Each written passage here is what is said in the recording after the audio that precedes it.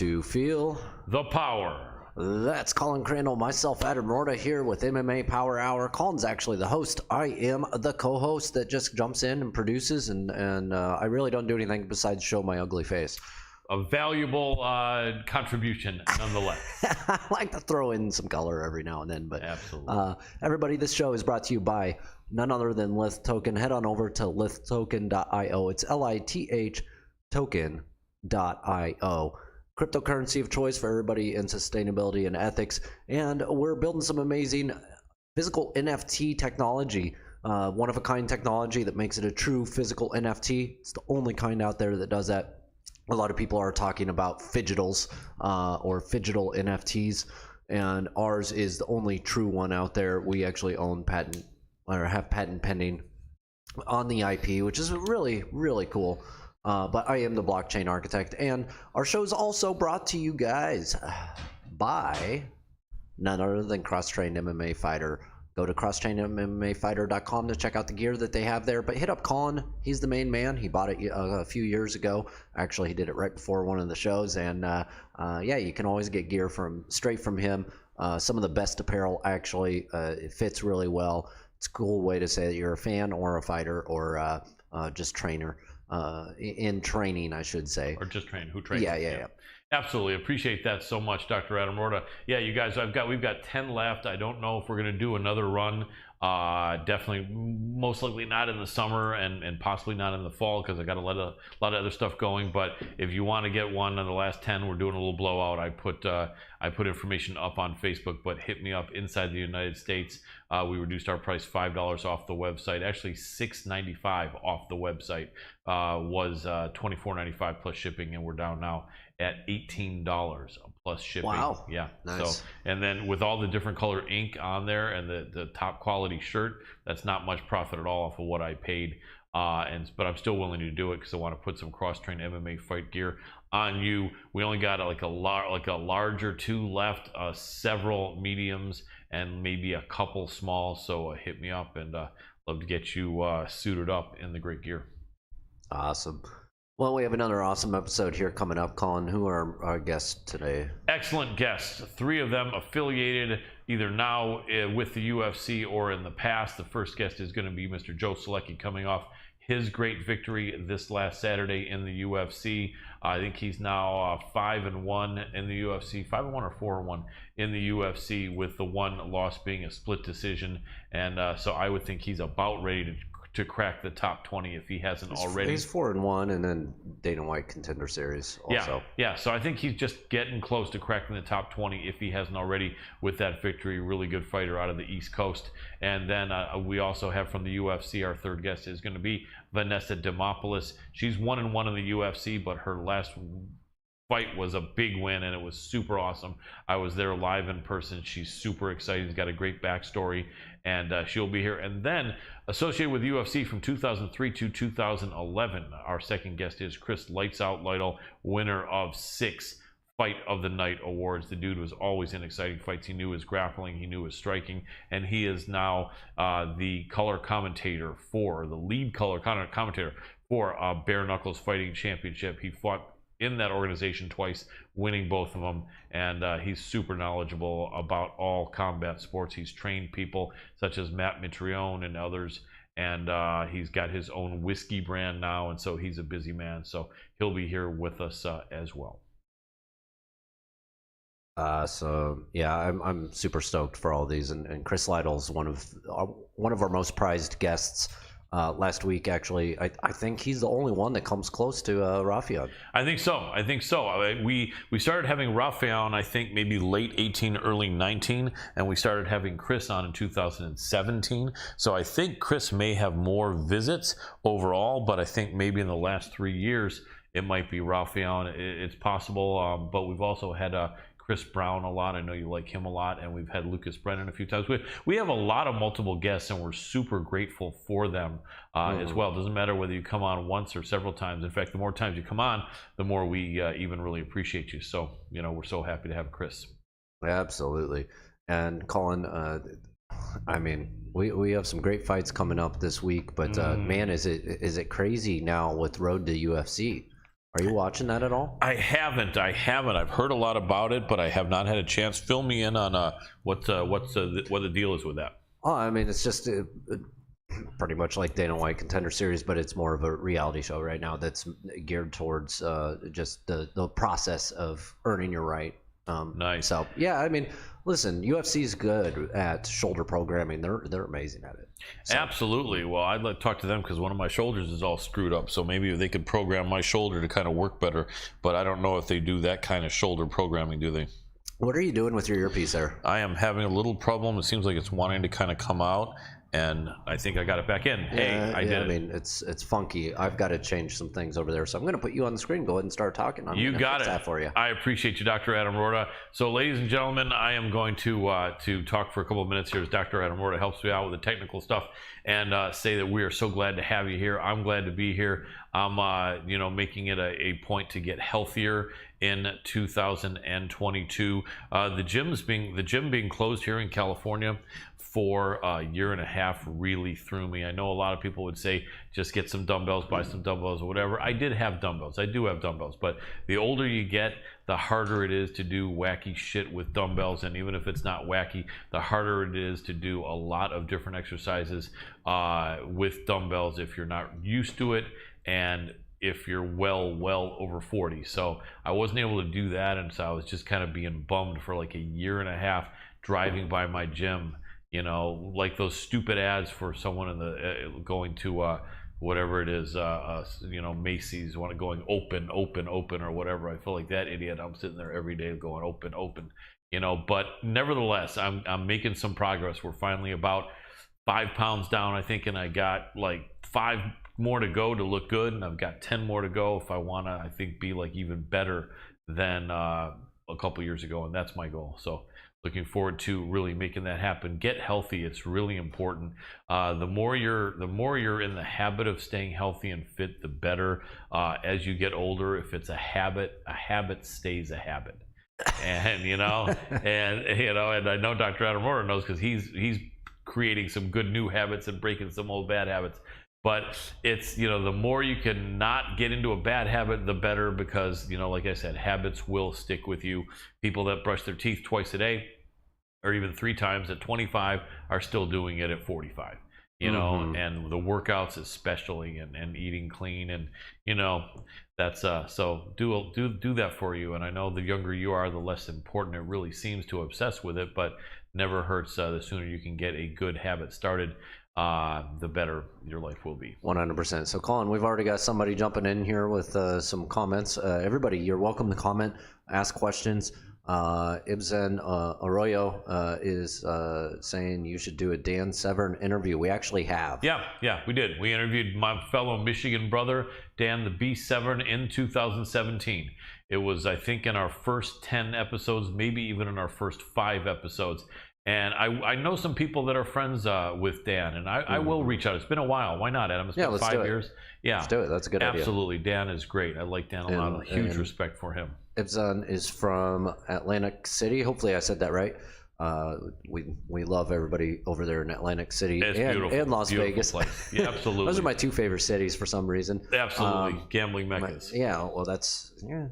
I like all the exciting flashy lights really is what it is. The glamour and everything. Yeah, just the flashy lights. I like it. Nice.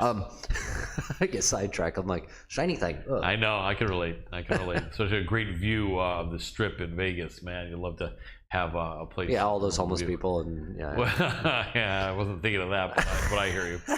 What else do we have? It's like coming to LA for the first time. I mean, man. You probably remember. And it's actually worse now, and it's been a long time because it's all spread out. But yeah, you think you're gonna meet, the movie stars, and you're gonna see. And you do if you're lucky. But more likely, you're talking to Bob and Jim, the homeless guys who live down the street, and you can have a conversation with them. Down the street in front of your house. Exactly. Sometimes they are more witty and insightful than movie stars. I had some dude thrown down on my lawn by some cops last week, and I was like, what the heck? Man, oh man. A whole bunch of drama for nothing. Yeah, it is, man. They got to leave that drama for your mama, as the old saying goes. Like 4 cop cars pulled up, and like, I don't know what was going on. But yikes. It's funny. Have you ever used the Citizen app? The Citizen app. No, I've had a Citizen Watch in the past. Was that part of the concept or not? No, really? no. It's called Citizen app because it's all just about communities and community members and citizens taking video footage and putting it up live on live stream for the purpose of officers and everything else just going on. Just being like, hey, I'm a good Samaritan. I'm a good citizen. Whatever. I want to keep everybody up to date with what's going on. So whenever somebody gets arrested, pulled over, or, like they'll be like, check this out, and people have live video of tons of crazy stuff. I recommend downloading the app. And Citizen, you owe me some money for that. Okay, Colin. Yep. So let's go ahead and get in there. I think we can try. We've got 2 different profiles here. I'm going to try the one that has the exact same handle that you gave me. Okay. But there's another one that has a similar handle. Okay, let's see. I'm going to give it a whirl and see. I'm going to imagine this will be the one. Oh, probably. Boom. Boom. Nothing. Not online. It kind of causes that problem. We'll see if sometimes it goes through still. Let's see. Give it a shot. Ooh. Nope. Yeah, you recognize that sound. Yeah. That means no one there. Nobody home, as they say. Can't do a Skype dance to that, can we? No, it's hard to dance to that tune. I know I dance to the beat of my own drummer, but that's probably Skype dance. Yep. Skype dance. Everybody out there, if you want to ask questions when we have the fighters come in and you want to ask them a question directly, feel free to drop a tip here on YouTube on the Hannibal TV. Exactly. And we will go ahead and do everything that we can to ask that question. Otherwise, we're just going to keep rolling with our own. But we do appreciate tips, so we'll do everything we can to squeeze in a good question from you for a tip. Okay, his manager just asked him to add us, but much appreciated. We're trying to Skype call him right now, though, and he's not picking up. So we'll wait a minute, or if he could Skype call us, that would be great. Sorry to throw too much on your plate. Too much.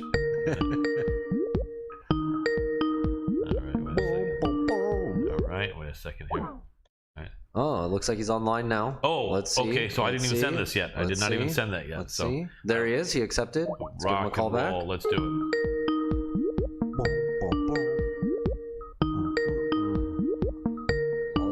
His answer. There we go. We got him. Hey, Joe, can you hear me? Oh, yeah, I can hear you. Can you hear me okay? Yep, gotcha. Okay, as long as you see yourself in the frame, that's good. You won't be able to see us, but we'll be doing a split screen and having you on yourself. It'll look great. We'll make sure to get it to you after. So let me give you... Do you want video or just audio? Video. We're definitely doing video. So yeah. Okay. I'm glad you asked that because it reminds me of a video, one of the early videos we did way back with Megan Anderson, who used to be in the UFC, the featherweight contender. And I thought we had told her it was video. We did. But being that we did, my producer said, but being that she couldn't see us, she was looking up at her ceiling most of the time during the whole interview. We talked to her for about an hour.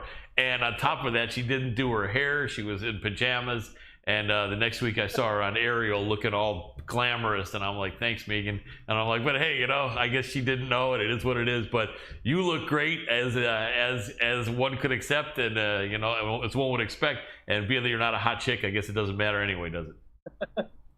All right, cool. Good to go. I'm good to go. So. I appreciate you, brother. From the East Coast, we are talking about this guest coming on for the first time. I'd like to welcome UFC lightweight contender, Mr. Joe Solecki. We always do it formal. So, Mr. Joe Solecki, big fan of yours. Welcome to the MMA Power Hour, brother.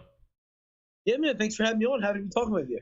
I appreciate it. Look forward to it. So another great fighter from the East Coast, man. Always like my East Coast fighters. I'm from Michigan, and it's funny. A lot of people who are watching from out of the country might not know it, but if you ask people from the West Coast or the South, they'll always say Michigan is East Coast, Detroit is East Coast.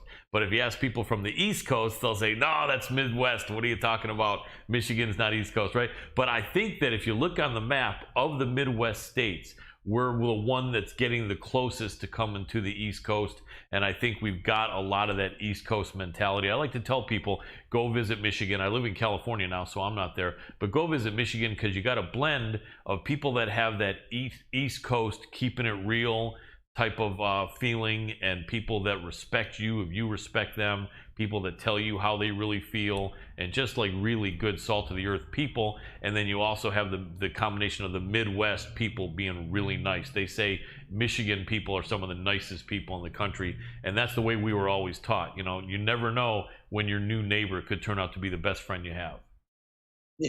Yeah.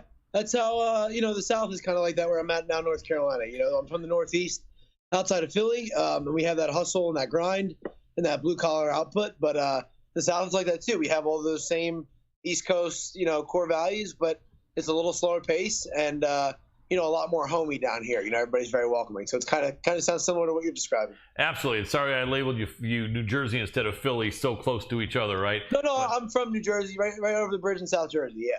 Okay. Much closer to Philly than New York. So, yeah, I always say, people say there's no such thing as New Jersey. You're either New York or Philly.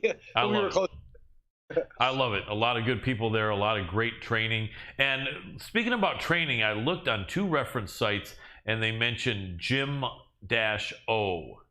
And I bet, is that right, or it sounds like it is. Tell me about that. Who trains there? Anybody that we've heard of, or are you right now the biggest name at Gym-O?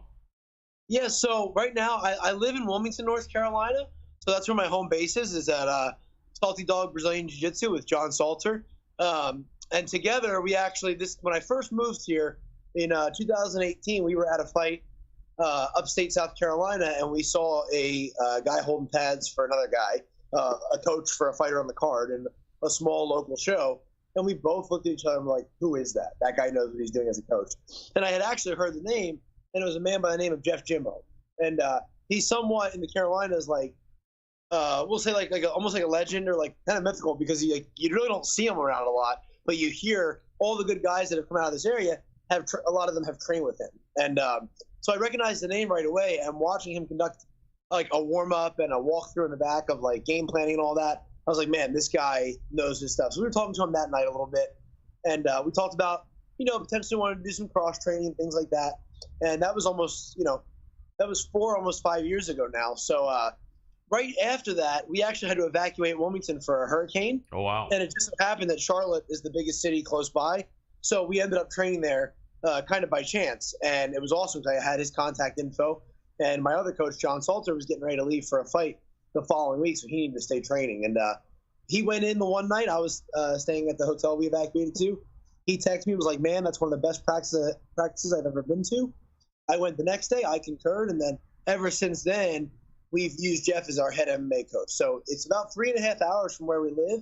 But out of camp, we go, maybe every 2 or 3 weeks or once a month for a couple days. And then in camp, I go every single week for just about half the week, or just under half the week. Thursday, all of Friday, and then we come back after Friday training. So right there now, you have, he hasn't fought in a while, but Scott Holtzman, who's in the UFC, has been training with Jeff for his whole career. Nice. At the MMA lab, but when he was home would work with Jeff. Jeff's always cornered him. Brian Barberena, who fights July 2nd against Ryan Lawler. Myself, John Salter, who fought for the Bellator middleweight title this past summer. You have Chris Honeycutt, who fights in ACA. Chris Weidman currently trains there right now.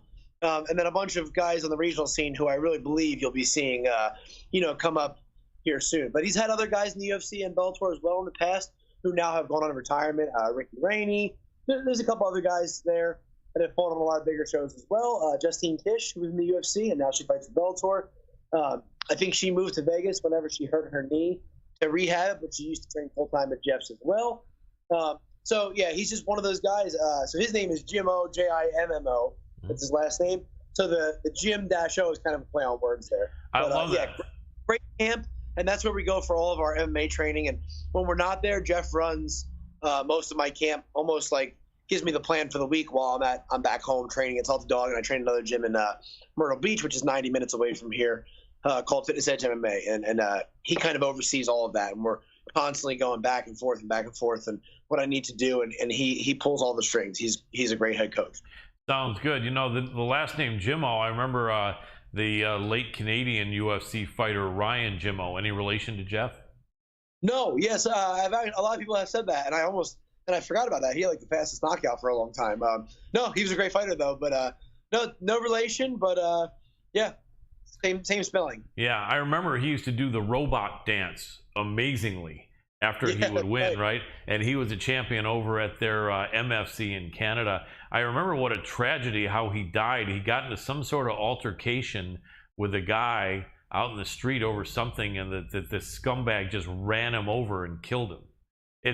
It's I mean, it's such a tragic thing, and it's like, I mean, the world is a scary place, and it's ironic because you guys as fighters, can beat 99.9% of guys in the world. I mean, you could take a guy who's a lightweight like yourself walking around at 175, you could beat up most men that are like 6'5" and 250, but you don't know what someone's going to do out on the street. And so even you guys probably have to be a little concerned about and probably not desiring to get in altercations with someone that might be a maniac, huh?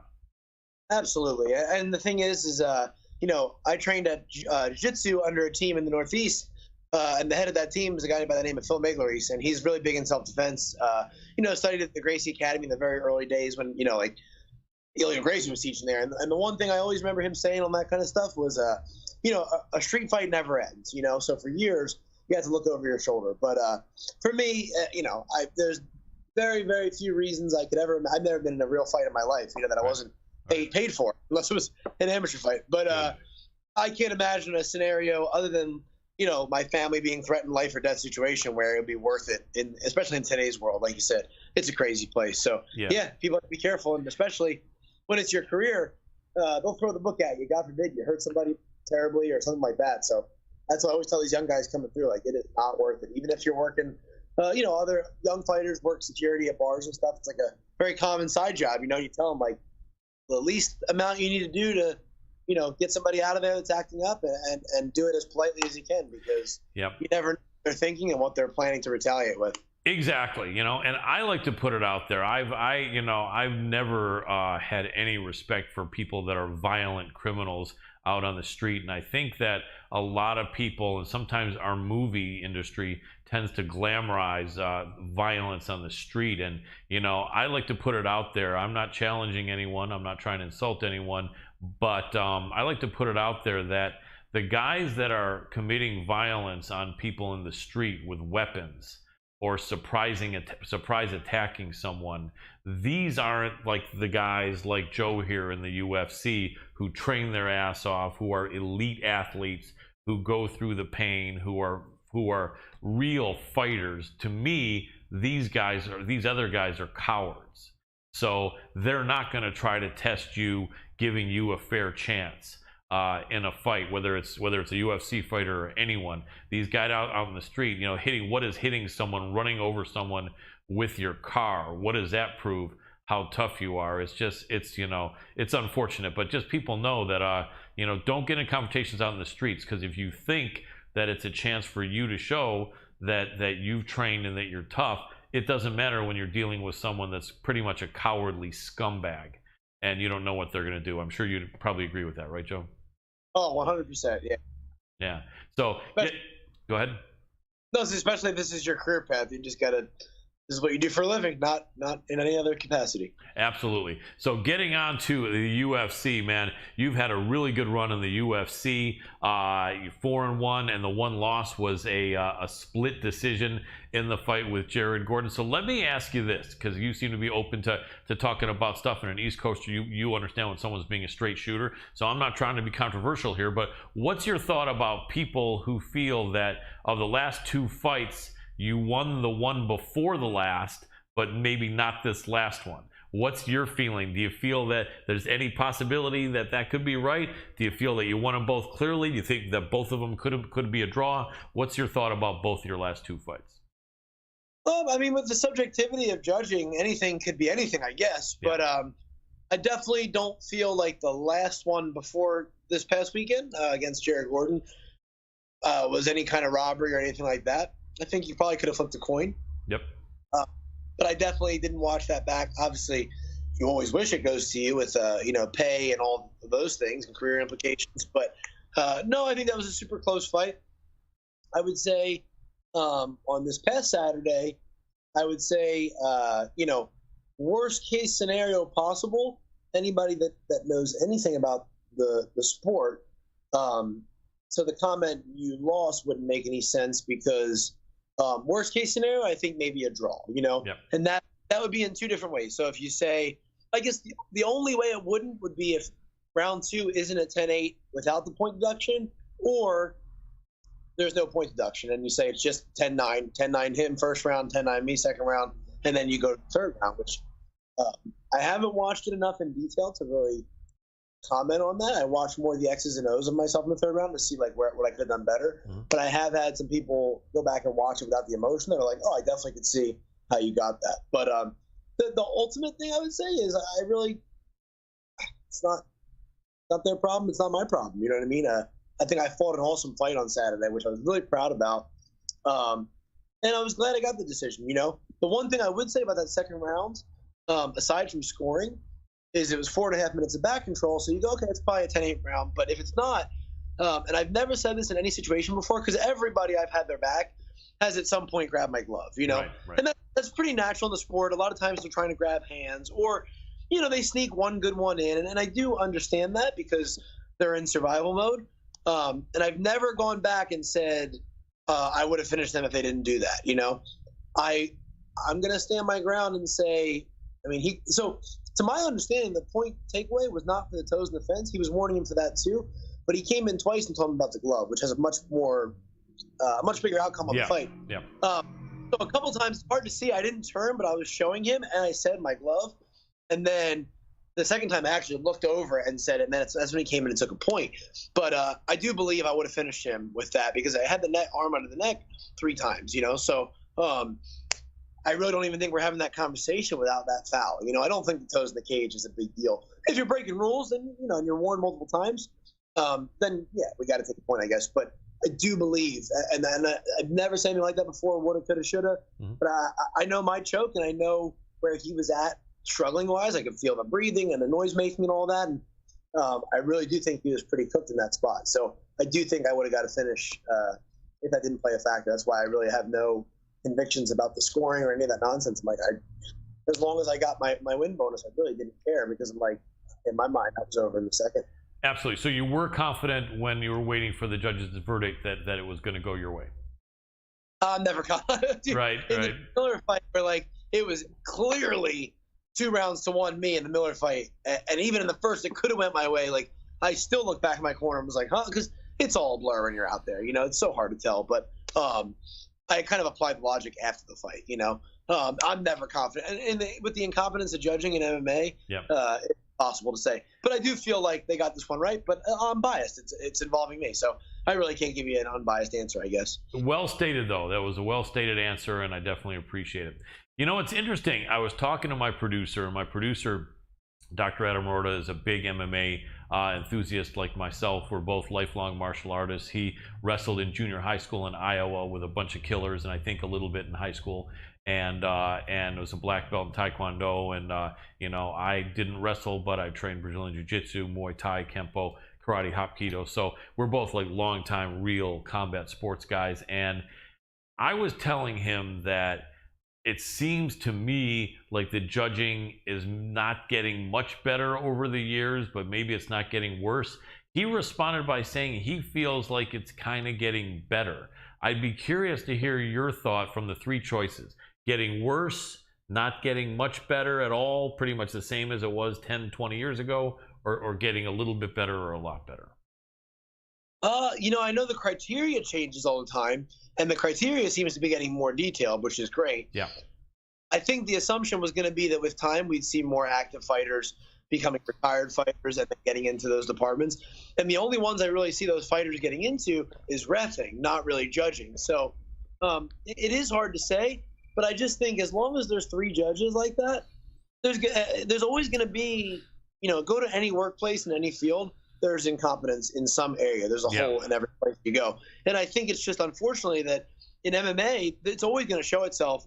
And if it's one fight out of the 11 or 12 fights that night, it does stand out. And that's a pretty good percentage of saying, well, the other 11 out of 12 were great. That's a high percentage of success. But when you're playing with people's futures and careers in a sport where, or at least in an organization where, 2-3 losses, you might be looking for a new career. It's never having any margin room for error, right? Yeah. have any room for error, So it's so hard to say. I like to think it's getting better, and fans are getting more knowledgeable. And you would think with fans getting more knowledgeable, everybody's getting more knowledgeable. But I don't know that it's the case. I think it's always going to be a problem, no matter how good the judging is, because you're dealing with human beings, their opinion on something, and their attention span. And that's all tough. It's going to be hard for somebody to not go by what the crowd's saying, or to not hear what the coach in the corner is saying. If a coach is going, "Oh, you're tagging him every time," he doesn't like that. It's impossible for somebody's brain to not take that in and put it into account in some way, shape, or form. So I think the problem is just we're being judged by humans. The only way would probably be to put them off in like a secluded area somewhere where they're not talking to each other, or hearing the commentary or anything. And I don't know that that's realistic either. So I really don't have a solution, but I like to think it's getting a little better, as people get more educated. Yeah, I think I can see it, and that's you're on the side of Dr. Adam Roorda there. I can be somewhat critical and almost wanting to see a bigger improvement before I feel it's getting somewhat better. But I see your point, and I think you're right. I think a lot in the early days it was all boxing judges. I mean, it's funny, once in a while, they'll always announce the name of the judges. Once in a while, I will hear a name of a judge that I remember judging boxing 35 years ago. And I'll think to myself, well, he wasn't 10 years old 35 years old, he wasn't 20 years old probably 35 years old, he was probably 30 or 40, 30. So you do have some of these guys that are 70 and 80 years old that are judging. Now, it doesn't mean you can't understand what you're looking at, but sometimes I wonder a little bit. But one of the things that's a problem, I think, is I think these guys are getting maybe $500 or $600 or something from what I used to hear. Now maybe it's raised a little bit, but apparently it's just really not enough money, to mean anything. And almost all these guys and girls are either retired or they have a second job or something. And part of me wonders if they were to say, look, we'll give you $2,500, every time you show up, or $3,500. But then I think you might get some people who want to do that because of the money, which might not be good either. What do you think? Yeah, and I think ultimately the problem is in this sport is, as much as it goes back to, if you watch The Ultimate Fighter with Matt Serra arguing with Mark Lehman, right? He said, "What, you can't be an expert by watching something?" And you can only get, in this sport, I truly believe you can only get so far. Like you said, you're the expert swimmer that never got in the pool, and unfortunately in this sport, there's so many intangibles that I just think somebody, even if it'd be the perfect gig for a super fan, who has all the knowledge, but they still have never gone through the weight cut or the fight or the this or the that. So they might be seeing things. They've never been rocked in a fight and had to play it off. So, until you've been in all those scenarios, it's really hard to understand, I think, just the little details of what's going on. So I think that's one issue. It's a hard thing to understand. So we have to give them some slack. But the other thing, like you said, with the it's not great pay for them, is sometimes they're not coming in and maybe treating it with the reverence it deserves, because, this is people's lives. People are going home with half their paychecks. Some people on the card are going home without a job. Yeah.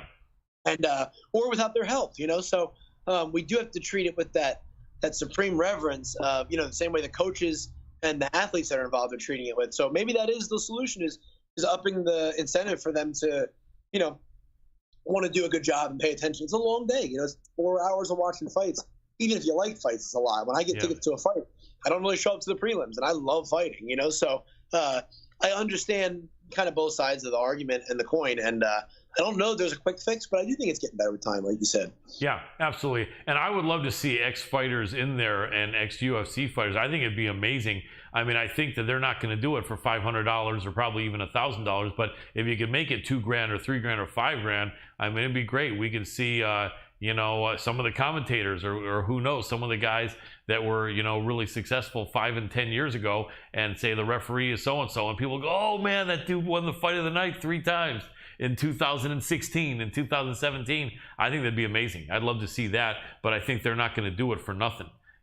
Especially when they know the UFC has money there, it's got to be like, you got to have a fair chunk of change, but we'll see what happens. But anyway, you're in the UFC lightweight division, which is a very exciting division. Like I said, with your split decision loss, were it not for that, you'd be a perfect 5 for 5. And I think a lot of people that saw that Gordon fight, just like you said, it could have been a coin flip. So I hope UFC management takes notice of that. I would think that this fight would put you into the top 20, or were you there before this fight? Do you know? I'm not too sure. I think on like Tapology and stuff, I was like hovering right around 30, maybe 32, so somewhere in that nature. But I'm in no rush as long as I keep progressing, you know. So we'll see what comes up. But I've got nothing. I've got no expectations. You know, this is a really stacked division, so you can go 7, 8, 9, 10 wins and just be getting in the top 15 or just be getting those big name fights. So Yep. It's so hard to tell what's on the horizon, but I do think my stock is going up from another win, and yeah, it seems like the feedback's been good, so I can definitely appreciate that for sure. Absolutely. And at 28 years old, man, you're in a great position, man. I wish I was 28 again. I'm a lot older than that, but man, in all honesty, you're like just getting into your prime, I feel, for a male athlete in combat sports in the lightweight division, like just starting your prime. And, you know, to already have how many fights do you have? 15 fights? 15 and 5 amateur fights. Yes. Yeah, it's perfect, man. You've got like just the right amount of seasoning and experience. And yeah, I mean, going into this fight, it's funny because we always try to, you know, put out some picks and our thoughts and like that. And I remember throwing your name out there. I had watched all your fights, and I said, you know, man, something about this guy Joe Solecki. I get that feeling like this guy is a special fighter. Like a lot of times, I think of you in like a similar light as Sean Brady. You probably know him over from Philly. And I'm like, man, these are the East Coast guys that are just tough. And especially when you mention the guys you're training with there, John Salter, Brian Barberina, you know, some of the other guys, you know, just really killers. And I remember a lot of the odds makers are going, yeah, Joe's good, but this other guy's really good, and maybe Joe's going to have a hard time with this guy because this other guy's really good. And I said, I'm not saying the fight's going to be a walkover, but I just said I believe in my East Coast guy, Joe Solecki, because I think he's got talent, he's got drive, he's a smart fighter, he knows how to finish people, and I was happy that you did back that up in your performance. And I want to give you credit, man. You impressed me. I like your grappling, and I just looked at the punch stats. You had double the punches landed, double the strikes landed on this fight, and that's also something that I don't know if some of the people who are feeling not sure that it was maybe 50-50, you know, how is it that you have all this control time and you land double the strikes? And people are going to say, oh, I don't know, man, Joe maybe got lucky on that decision. That doesn't make sense to me. But sometimes people aren't watching for that either. But speaking of which, and I know we only have about 6-7 more minutes with you. But I have noticed that different judges, it seems like, prefer different things. Like you could get 3 judges that don't have any fondness for grappling. Some of them might not even have much respect for grappling. They never grappled. They don't really get it. And they're gonna give someone like nothing for control time. They're gonna give someone nothing for takedowns. And it really doesn't matter what that fighter does. These judges are gonna say, no, he lost. Then on the flip side of it, sometimes you have judges that really love the grappling, that really appreciate it and don't really care about some pity-pat punches and someone throwing a lot of jabs or whatever, and will do the opposite. But to me, the criteria can be a little bit confusing. I think both are worth something, but do you find that judges are leaning one way or the other as far as what they're looking at there, or do you feel it's pretty balanced? Yeah, you know, I think that, again, this is it's human nature, you know, unless we're going to assign points for certain techniques, which would almost be impossible, I think. Mm-hmm. You know, there's not going to be a cut and dry scoreboard like other sports, you know. Yep. But you know, this isn't other sports, and that's what I think people need to understand more than anything is like this isn't even really a sport. You know, it is, and it's become a sport. We have uniforms and good pay, and we're on TV and all that. But ultimately, this is a martial art. This is a fight. You know? Yes. And here's the thing is, and I'm not a street fight guy. We already kind of covered that, but when you walk away from a schoolyard fight, his buddies are saying he won his. There's never really a clear-cut winner either, unless there's a finish. Right. So I think it's just kind of like this thing that we're going to be trapped until the end of time. Is this guy values that more? You know, if you went out in a street fight and I leg kicked somebody, you know, we're in 5th grade or whatever, half the people are going to go, wow, I wouldn't mess with him. He can kick hard. Right. The other half will go, he's a sissy. He threw kicks. It was always supposed to be. I think it's that. I really do. It's just the right. So I think it's unless you can't take the human nature out of someone, so everyone's always going to prefer something. But I think they're doing a better job. So yeah, it's just going to be what they're looking for. But ultimately, it is crazy to say that you got to get the finishes to guarantee it, but we got to be trying for the finish. And if we're trying, then that should put us on the right path. Absolutely. Obviously a close grind, but I was trying to finish them from start to finish, and maybe for me that's what the difference was on the scorecards. Like you said, double the strike count or whatever. Maybe that's what it was, because I was trying to get it done. So yeah, without a doubt. Sorry to interrupt you. If you're doing all three, like I said, like I'm looking for a knockdown, I'm looking for ground control, but then I noticed that in the last fight with Gordon that the volume was missing a little bit. So I was like, well, the missing piece to win over any style of judging would be volume. So let me go after him with a little more volume too. So just trying to tick all the boxes that they may have, Absolutely. Give me a quick answer on this. Did it piss you off when he was fouling? I mean, does this make you mad? Are you wondering, like, WTF, is this going on here? Do you almost feel like yelling at this guy or not really? Or you seem to be pretty even keel as far as your temperament, but what's your thought on that real quick? Yeah, I was okay. In the past, it might have been something that got me out of sorts. But like we talked about having, 20 fights now, it was something that I'm expecting, because I take the back a lot, and I've never gone against anybody that hasn't grabbed my glove at least once. Yeah. But on top of that, it was just one of those things in this fight I really worked on in this entire camp, was just staying in the present, staying present-minded, sober-minded. That's really what the entire thing was I knew this was going to be a grind of a fight.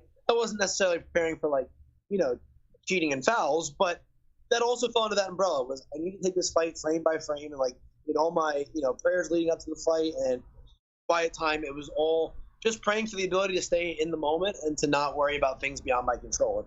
And I can't control him grabbing my glove. I can control what I do in response. So yeah, it was just and ultimately I was in a good spot. I was on his back. I am winning. So while I'd like to get a finish, I did sign up for 15 minutes. So if I don't finish him, well, I'm just fighting for the amount of time I had to fight every Friday at sparring and every Monday at sparring anyway. Like in sparring, even if I choke somebody, I still got to finish 15 minutes. So just kind of that mentality of we're not here for an early night. We'd like it to be, but I'm okay with fighting 15 minutes. So if we got to start the next round, I'll try to do the same thing again, I like that. Good attitude, absolutely. So in the last 2 minutes we have you, give me some really quick picks here, if you wouldn't mind, on the top three fights on Saturday's card.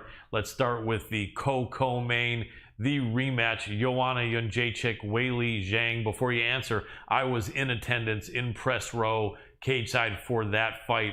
Joanna's head swole to 3 times the normal size.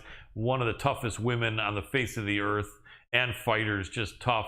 I felt she won that fight. Not only that, but I also felt you're going to keep on fighting when your head has got to turn into a huge hematoma. Damn, give the girl a frickin' the championship for sacrificing her body like that and her head. But nevertheless, in this fight, what do you think, real quick? Jędrzejczyk, Zhang, number 2. It's hard to say with the time off for Joanna, but I am going to pick her. I think time off probably started her well. I feel like obviously she's world champion, so her work ethic is probably second to none.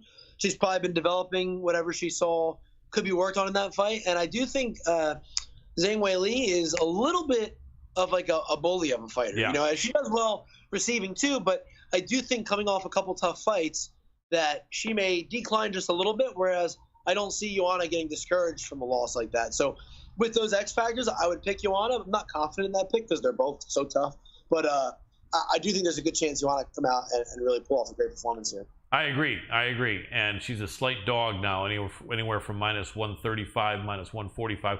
I like her a lot. Other one, real quick, Valentina Shevchenko. Talia Santos is tough as hell, but if you can give me 30 seconds or less, your thoughts on that fight. Yeah, I'm going to pick Shevchenko. It's so hard to pick against. Aside from going up weight class, it's so dominant, and I think this could probably be more of that. Yeah, I think it could be. I love Valentina. I think I'd love to see a great fight, though. I think this girl is going to give her a pretty tough one, at least for a while, but you never know. And then the main event, Glover Teixeira and Yuri Prokaska. What do you think? I'm probably a little biased because I love Glover, and I've always been a fan of his. So I'm probably picking my heart a little bit, but I do think with how wild Yuri is, that leaves openings for Glover to get a hold of him. And if he gets a hold of you, we've seen it with guys bigger, stronger, champions, he can strangle anybody or TKO. I think with how reckless Yuri is, there's a good chance he gets a hold of him, puts him down. Because Glover's got power too, so even if they want to stand and trade, there's a good chance Glover tags him. So I'm taking Glover. I agree. I think so. I love seeing the fighters over 40 win like that. And Glover is a guy who's really paid his dues. I picked him over Jan, and I will pick him over Yuri as well. Well, man, Joe Solecki, I really appreciate you jumping on. Let us know how people can support you on social media, or really quick, if you have any product or website or anything, let us know. Yeah, so just on social media, at Joe Solecki, my name, on Instagram, Twitter, Joe Solecki MMA on Facebook. And then I actually started a grappling promotion recently called All In Grappling. That's on Instagram and Facebook. If everyone wants to check that out, we're going to have some events here in the Carolinas starting in August. So I'll be announcing that first date within the next week or so. So super fights and competition for regular competitors. So they can check me out there as well. Sounds great, man. Well, you're a smart guy. You're a good East Coast dude, and I really appreciate you taking the time to come on and talk to us, man. We'll be cheering for you. Love to talk to you again somewhere down the line. Oh, yeah. Anytime, man. Just get a hold of me. I'd be happy to come on. Thanks so much for having me. You're very welcome. Have a great night. Yeah, you too. Thanks. And that was Joe Solecki, really cool East Coast dude. Like this guy a lot, been cheering for him and watching him for a while. And absolutely, like, really even keel, smart, chill guy. And at 28 years old, he's got the maturity of someone like 10 years older than him. And I think that will suit him well, don't you? So it will not just suit him well, but it will serve him well. Yeah, it'll serve him well, and he's going to do quite well here. I'm 100% sure of it. Yeah. Colin, actually, so we're going to hop right into our next guest here in just a moment. Before we do, I do want to point out that one of our good friends of the show wanted to just drop the line in a note that the Athletic Commission's actually determined the pay and charge the promotion accordingly. Absolutely. And also, I want to apologize. There was a good question that a personal friend of mine had, and he's one of the executives over at CFFC. I forgot to ask Joe Solecki about the matchup he had with beating Donald Cowboy Cerrone in grappling. Oh, I'm so sorry, Jason. I would have loved to have talked to him about that. I don't know. Oh, man. I'm going to even tell him on the air. So sorry. I forgot. But anyway, yeah. Well, sometimes my mind is so focused. Sometimes it happens. Yeah, exactly. Well, let's go into our next guest here. Let's do it. Let's give him a ring-a-ding-dong. Ring-a-ding, man. 3 cheers for the king. Don't think he's online. Really? No. Let me see. Unless it's a different Skype. Let me see. No, it's gonna be the same one. It's the one we've always used. Trying to Skype call you now, brother. As soon as you're available, let me know. Okay, yeah, he'll probably jump on in a second. But yeah, man, kicking myself on that. But, yeah, he did have a good win, Joe Solecki over. And Cowboy is a good black belt. Cowboy has submitted a bunch of people. I know in the UFC in his later years, he got into the striking a lot more than the grappling, and but he, I think, is a black belt, I'm pretty sure, and I think he has been one for a while. He was submitting a lot of people when he was younger in the early days of the UFC. I remember a former UFC champion, and this is not anything negative, but I'll leave it person nameless, but they were a really good grappler, submitting a lot of people early in their career. And then as they got into like their mid-30s, they mentioned that they're going to start really focusing on the striking now, because their body is just kind of done with the punishment of the constant grappling training. And it makes sense. The grappling training is really arduous on your body, if that's hopefully a word that mostly on your joints. It is, and that's where it gets to be interesting. But especially the older you get. In all honesty, the older you get, the longer it takes to heal, and the more you start finding your shoulders are out of whack, your neck's out of whack. It depends on your training, man. If you train smart and you roll with people that are smart, you're not going to get out of whack. It's actually going to help you out, strengthen your joints, and keep you lubed up in the way that you need to be. So I don't know, man. I think it just depends on your how you roll and your training partners and your coaches. I mean, sorry to interrupt your flow on that, Doc. I mean, I think we're on the same page generally there, but I will tell you this, because I know that you did a lot of rolling in wrestling early on when you were young, and I'm sure you have the concept of doing it when you're older, but being someone Still do it occasionally, yeah. Okay, but being someone that did it a lot as I was really older, over 40, which you haven't got to yet, it's unless you're just being so gentle with yourself, or unless you're just going half speed, and you can do that. If you're smart enough in your 40s to go half speed, to knock goes with guys It's not much necessarily heavier about than going you. half speed. It's about it just being, you don't cut corners, and It's your hard. training though. partners don't cut corners. If you're doing it and you're doing it right, Yeah. you can do it for I mean, quite a while. you can, and it will make your body stronger. It will. I agree, and I love it. But I'm saying this with 100% certainty, seeing a lot of jiu-jitsu guys that are still doing it in their 50s, 60s. But Yeah. I'm also saying this for wrestlers too. Yep. And watching some of the best wrestlers be guys that are all coaches right now, and literally they're out there with their athletes. Some of the best coaches are the most active out there, pushing their guys to be as good as them. And that's I just can't agree with the sentiment or statement that you get older and you should stop grappling. And I never said that. I never said that. Right. And I was illustrating a point that a UFC fighter from years ago had mentioned. But to kind of wrap it up, because I know we want to get to our next guest here. If you're at an age where your body's had a lot of wear and tear, some people hit that point in their mid-30s. Almost everyone hits that point in their earlier mid-40s.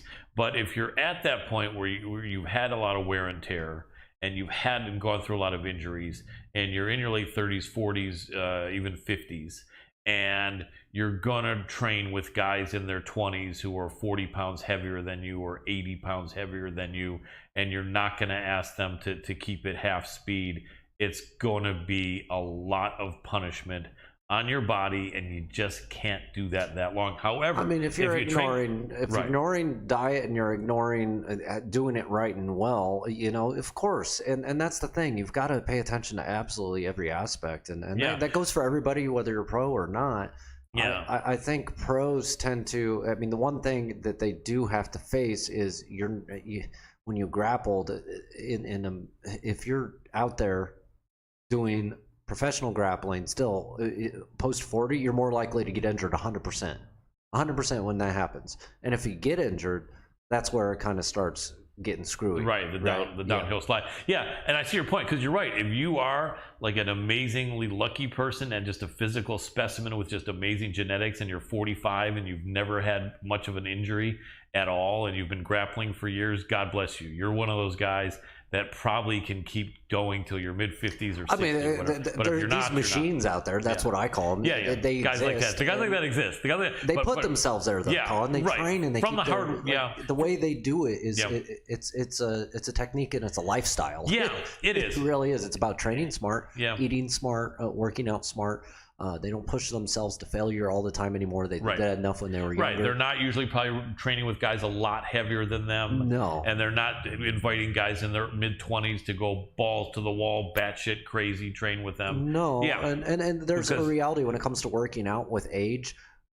To a certain extent, it's about going to failure all the time, right? To a certain age, and then after a while, you stop doing that, and you refine technique, and it's more about and flowing, not just flowing, but muscle memory and just keeping it in place. Yeah, absolutely. And that's really what it's about. So you can minimize the risk, and then you can go in there and still be a beast. And that's what they're doing. Yeah, so, absolutely. It is I a love great guys thing. that are doing that. It is a great thing, but just as time goes by, it can wear on you for everyone. But anyway, it wears on everybody, no matter what age does it. That is true. There's no way around it. That we're working on it with stem cell treatments and some people are doing it. He's still not online. He isn't. No, that's so weird. Trying to, maybe it's time that I actually do a phone call. Let's see. See if he's there. Let's Just be like, hey, yeah, Chris. Yeah, Chris. Let me try. Let's see it here with the old. We want you on. You're one of our favorite guests. Absolutely. The old live phone call. There we go. This is always fun. This is always fun. They should do this on the Tonight Show. They should have Jimmy Fallon actually. Hey, yo, where are you guys? Hey, Chris. Hey, sorry to bother you, brother, but we were trying to get you on Skype if you're ready. No problem, brother. Totally understood. You want me to we'll just chill for a couple minutes and then we'll try you, or if you want, you can hit us. You'll see we try to call. you know our username. I won't say it on the air. Sounds good, brother. Appreciate you. All right, take care. Bye bye. All right. Cool. Yeah. So yeah, because he trained so hard and he's working with BKFC. Oh, wait. You know, sometimes we give guests a hard time when they're late or can't make it. Right. You know, this was the last second, and yeah, he's coming through, and not only that, never criticized. We don't like. He's one of my favorite people. Yeah, he's awesome, and not only that, but you know, he's got so much going. It's like one of the things that I'm really humbled about and grateful for is some of the guests that we've had on several times. And like I said, it makes me even more fond of them because they're helping our show. You know, when someone who is a person of some prominence is willing to, you know, say, yes, not a problem, Colin, you want me? Let's make it happen. Mm-hmm. It's you know, I'm not just flattered, touched. I'm humbled by that, because I know that these guys and girls are really busy and have a lot of opportunities and a lot of offers and a lot of other things they could do at night with a half hour of their time, including sleeping, 100%. Eating. Yeah, so basically for the guests of ours that come on several times, just an enormous, huge respect. Oh, the ones that come on here numerous times, I'm going to tell you this right now with 100% certainty. Colin and I can sit here and pick out who's going to be a champion, mostly by whether they show up on time. Yep. If they're consistent, if they follow their word. There is something about discipline, and that goes back to what we were just talking about, Colin. Mm-hmm. And that discipline, it carries over in age for a lot of people. Some people, unfortunately, don't have the genetics to go older, but to overgeneralize and say, you know, somebody that's older, not grappling. I mean, if you're doing it and you're a professional athlete, you're doing it right and doing it well. I mean, you can go into old age doing it. Oh yeah, I mean, Elio Gracie was rolling until he was 91 or 2, I think. That's what I'm saying. It's just you have to be smart about it and know where you're at and focus more on technique and less on the fast twitch responses and going that way. But without a doubt. So Chris is working out. He was doing something that stopped him from jumping in, but that's all right. I think any minute you want to give him a try once more. Oh, he's on now, and just so everybody knows, I'm smoking a vape instead of cigarettes now. I'm trying to get healthy myself. There you go, brother. All right. Go and get him in with the Skype dance. It'll come. It's going to come. He's online. Skype dance. Come on. Come on, ring through. Where's that ding, ding, ding? Ding, the Jens Pulver Skype dance. Big respect to you, Jens. I remember he saw that, and he goes, I love that. He was going something like this. I wonder what's going on, because it's showing he's online. He said he's going to try to make it happen. Well, of course he is. Yeah. If you want to just Skype call us, brother, that would be great. Yeah, I don't know what's going on. And I'll type in the name there. All right, here. Oh, Colin. Yes, Colin is calling. That's funny. Once in a while, if I make a new friend or a new business associate, I'll call up you, and they'll say, is this Colin? Yeah, you're the first person to ever say that, you know. Oh, from now on, I'm going to be like, Colin. Yeah, thank you. Yeah, exactly. You say hello, I say, Colin. Yeah, I would be like, yes, thank you, doctor. That would be just fabulous. Anyway, but yeah, we're looking forward to have, I'd like to say, hey, everybody out there, I'm going to take this moment real quick. We probably have about 30, 40 seconds.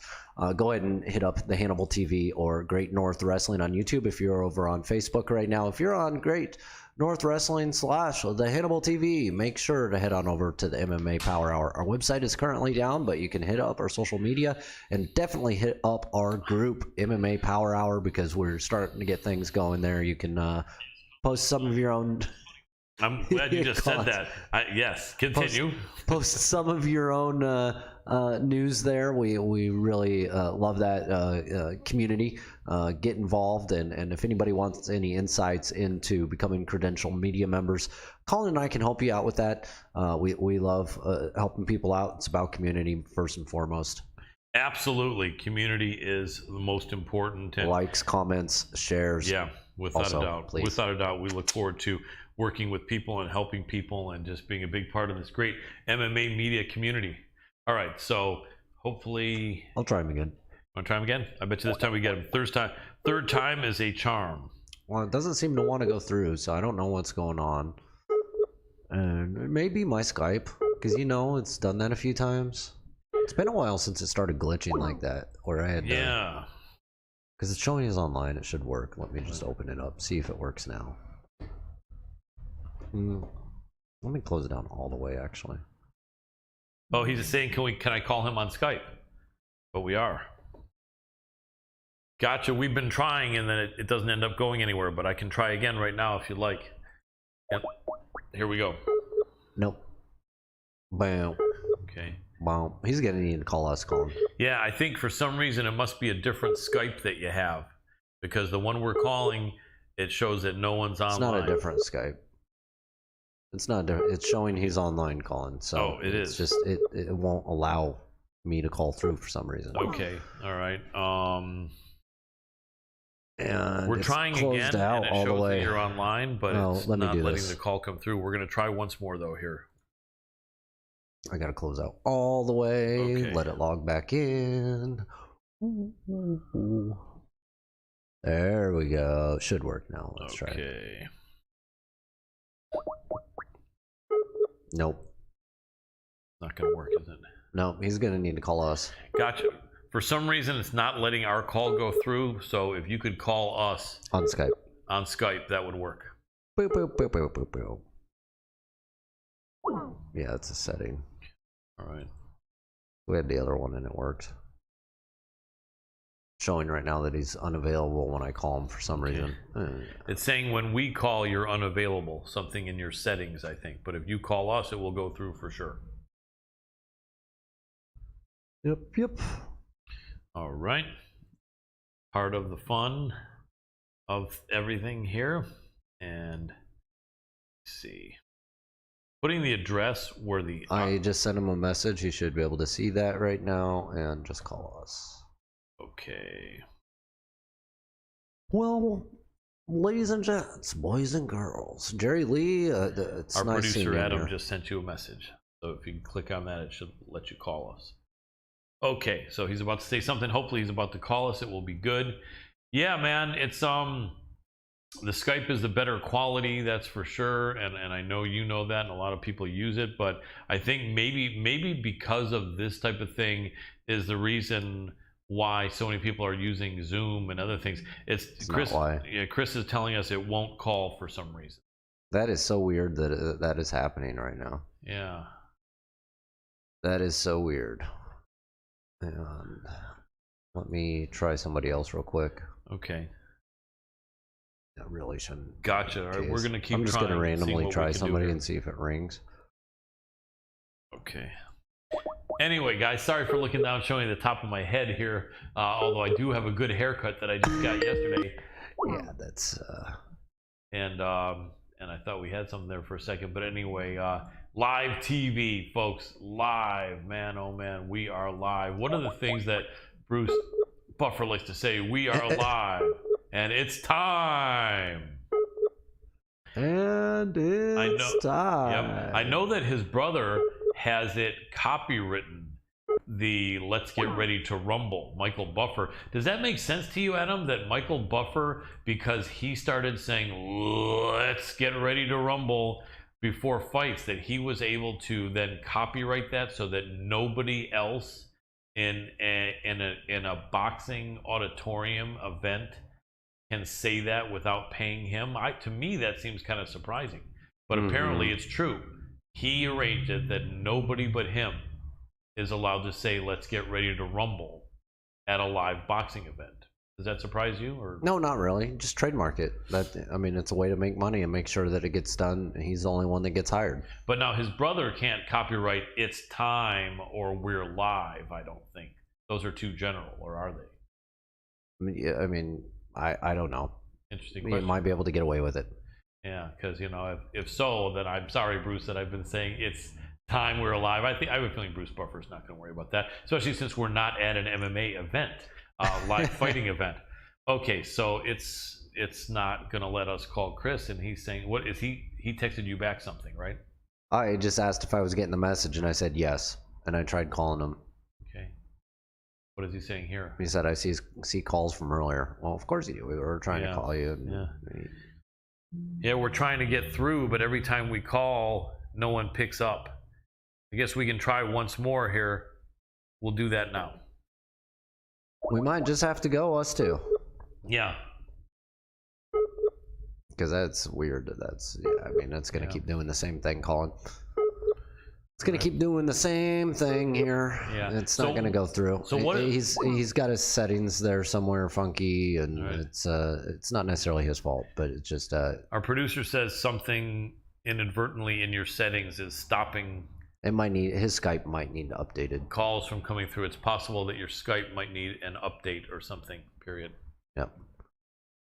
That'll cause it, and we are all updated here, and it does happen, unfortunately, and even with Zoom and Google Meet, that does happen. So yeah, so there's no point trying to put him on the telephone here because no one will be able to hear it, and no, yeah, we can't do that. No. Okay, so I need to just let him know that it's not going to work. Right? Yeah, say okay. I know that sometimes updates need to be done, but it looks like it's on your end. My producer guarantees me that we're it worked. Here. I called 3 other people. Period. Yeah, we've been using I literally made a call right before the show. Anyway, understand that we can't do it, brother. And I appreciate your time and the effort. Period. It's okay. No big deal. Yeah. No big deal. Okay, yeah, exactly. But anyway, we would have loved to have chat with Chris Lytle. I mean, the good thing is that he's never let us down in being available and trying to come through. And I think this is actually the first time he's had a problem with Skype. But, like we know, a lot of people don't use Skype. It's possible the last time he used it was 9 months ago, last time we had him on the show. And since then, I was going to say, wait, you're looking ways away from the mic. Sorry, I'm looking ways away from the mic? Yeah, now you're looking talking right into it, but now. Okay. You're better now. But when you go like this, remember, it gets quieter. Oh, that's right. If I'm like that, then I'm away. Okay, I got it. No, so, if you're the other direction. If I'm this way, it's quiet. Okay, yes. Gotcha. Okay, so what happens sometimes that I think is unfortunate is software will at some point basically send a message without sending it that says to the person, well, if you haven't done this update, we're essentially deactivating your app. And they're not deactivating it. It just doesn't work. It's just not going to work, right? And not only that, it's just called deprecation of code. And right. It's a natural evolution. Exactly. What's unfortunate is though that they won't actually send the message saying, "Hey, bro, by the way, if you don't do this update, you're going to find you're not going to be able to use our app." It just kind of leaves people to not know. And I think that's one thing that could be fixed is perhaps the last time that that an update sends someone an update, it'll say if this update is not installed, it's going to render our app useless on your phone or whatever, because otherwise people don't know.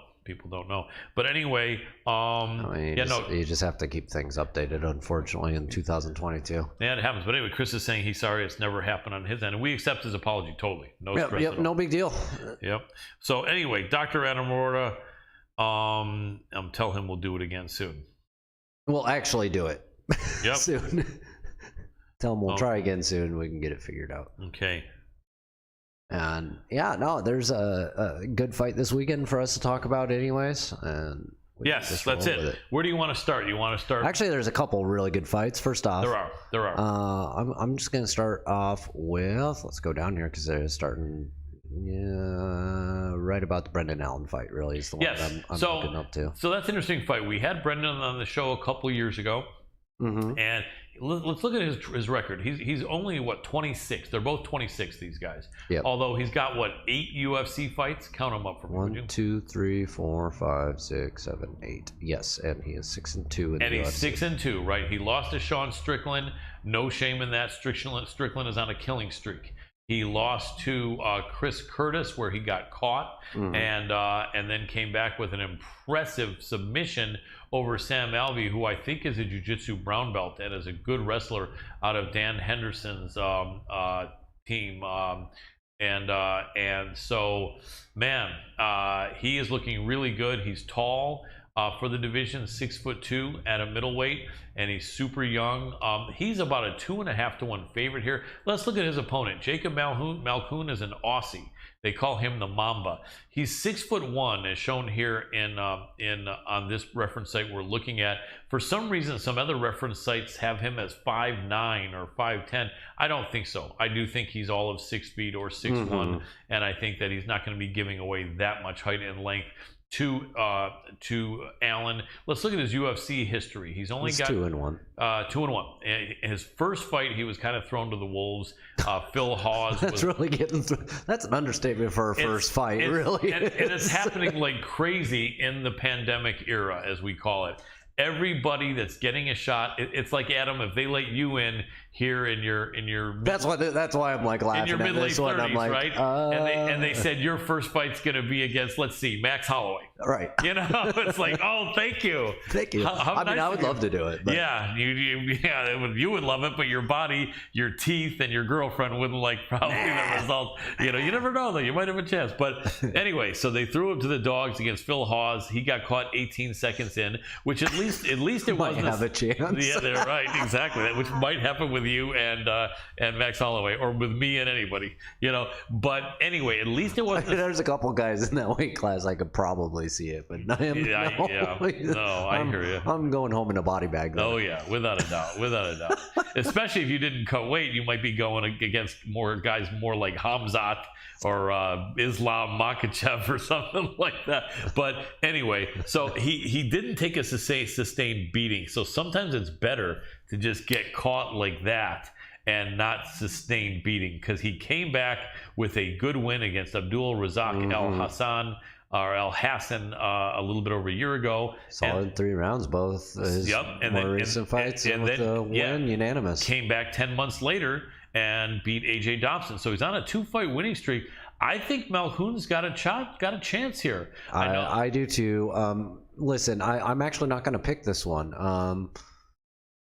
It's close. I mean, it's close in my opinion. It really is. The odds makers, I mean, are favoring. Here's another thing. Brendan Allen, I think every pro fight he's been in has been in this country, and every UFC fight he's been in, I think, has been at Las Vegas Apex, except for one that was in Florida. He's never gone anywhere outside of the country as a pro fighter, and now he's going to Singapore. Now, he's trained in Thailand, some people have said, but that doesn't necessarily mean he's used to a professional fight in a foreign country. On the flip side of it, the man training over in Australia is going to be closer. I know I'm not an expert in geography, but I believe for sure that Australia will be closer to Singapore than the United States. Oh, yeah, it is. Yeah, I was going to say, it's got to be. So that could have an effect there, but bottom line is almost. You really are like. Yeah, almost. Geography wasn't your thing. Well, I'm better than a lot of Americans, I'll tell you that. Even though that doesn't say much. That doesn't say much at all. But anyway, so a lot of people are not giving Malkoun a chance here. I mean, Brendan Allen is looking really polished. I will admit it. He is. He's got 23 fights. How many fights does Malkoun have? Like 12, half the fights or something? No, not even that. He's 6-1 as a wow. pro, so 4 times the fights almost, and they're both 26 years old. You know, I mean, that doesn't bode that well for Malkoun, but I'll tell you what, this is kind of like his Super Bowl early on in his career. If he beats Brendan Allen, people are going to say, who is this? Jacob Malkoun. People will know his name. People will be saying his name. He'll have to tell people to get his name. That's why I was bringing up this fight, because it's gonna be exciting. I think so. It'll be fireworks. Yeah, I think so. And not any sort of guarantee. I'm not necessarily. I can't take a pick on it. Like, it's hard. That's where I'm at with it. Yeah. I mean, there's value in Malkoun at 3-1 dog. There is value, but I'm not going to necessarily say I'm going to pick him, but I think there's value when he's got a chance. All right, next up, what do we got? Is this the next fight up? It's not the next fight up, but this is the one I'm interested in next. Yes, this is going to be fire, man. This is going to be fire, and we're talking about the 135 or 125. I think this is 125. Can you look up real quick and what it shows him at? Yeah, this is 125. And Manel Kape has been killing it, and Rogerio Bontorin is a killer as well. The Brazilian is 30 years old, 16-4. He's got what, 7 or 8 UFC fights, I think, or at least 6 or 7. And he was on a good win streak. Actually, I think like 6. Yeah, 6 or 7, right? Yeah, 6. Okay. He came in. He won his first couple. He did lose to Ray Borg. No shame in that. He did lose to Kai Kara France, especially as good as Kai has been looking recently. No shame in that. Kai's about to get a title fight. In fact, I think he has it signed, I think, with Figueiredo or someone close to that. And then Brandon Royval did just get by him by a split. So Bontorin actually is 0 wins, 1 no contest, and 3 losses in his last 4 fights. So his back's a little bit against the wall, and he's a very tough fighter. Let's look at Starboy Manel Kopp. He's also 30 years old. He's been doing a bit better than that. He hasn't been in the UFC nearly as long. Instead of 6 fights, he's got 4 fights. His first fight, and honestly, he's in one of the top 3 promotions previously as well, in my opinion. He was, where was he? Risen. Risen? Yeah, Risen, yeah. Yeah, absolutely. He had some good fights there. He lost. They threw him to the dogs against Alexander Pantoja in his first fight. He lost in his second fight. They threw him pretty much. No, who was the second fight? Mateus Nicolau. Yeah, they threw him to the dogs in his second fight, and he barely lost to Nicolau. Yep. And then he came back and caught, and now he's been killing it since then. He came back and caught Ode Osborne with a flying knee and punches in the first, and then came back 3 months later, and caught Zalga Samugulov. And Kopp has been looking like a killer. I remember you called that one too. I got that one wrong. I think, yeah, it's possible. Let's look at the fight odds, because I'm curious what the odds are. They got to be favoring Kopp. Yeah, Kopp is -250, -260, -240. You know, I mean, Bontorin, someone's dangerous when their back is against the wall. I really like to say that. I was talking to one of my friends who's also an MMA journalist, and the other day on the phone, and they said, no, I love to fade someone whose back is against the wall because they've been losing, and now there's all kinds of pressure on their backs against the wall. But if they've been losing, they're probably maybe not that great, so they'll probably keep losing. That's one way to look at it, but I also find some of these guys with a back against the wall fight especially hard. So I think Kopp's got to be careful. I think Bontorin is live here. I'm not going to go so far as to pick him to win, but I think Bontorin's going to be fighting really hard, so Manel Kopp better be careful. Okay, then we have the rematch of a fight I was in. Were you with me at that fight? Yes, I was. Yes, we were there in person before the pandemic. No, it was during no, that's 2022. Their first fight. Go back and show me their first fight. I think it was right before the pandemic started. Wasn't it January of 2020? No, December. No, wait. It was March. It was the beginning of the pandemic. Yes, right at the beginning of the pandemic.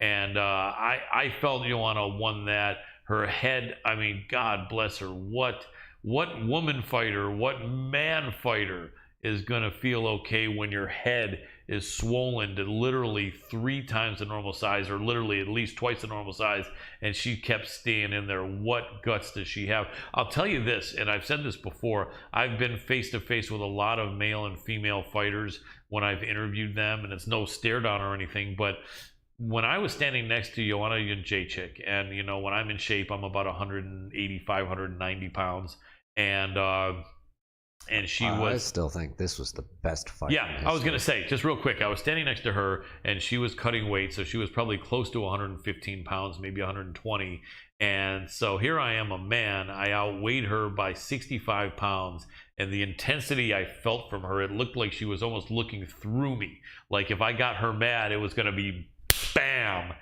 and I'd be on the ground. I don't think I felt that intensity from a female fighter before. This woman is freaking serious. Right. And the fact that she kept in there throwing while her head was swelling up with a huge hematoma, mad respect for her. I felt she won that fight. Several other people in the media room did. I talked to Dana White directly afterward of the post-fight press conference, and he had felt Zhang. He knew it was a close fight, and I didn't, and he asked how many other people felt Joanna, and several hands went up. So this is going to be the place where Joanna gets her revenge. I think she is my pick. She's a slight dog here. I think she's maintained herself, maybe even getting slightly better. Wei Li Zhang is taking a little bit of a decline.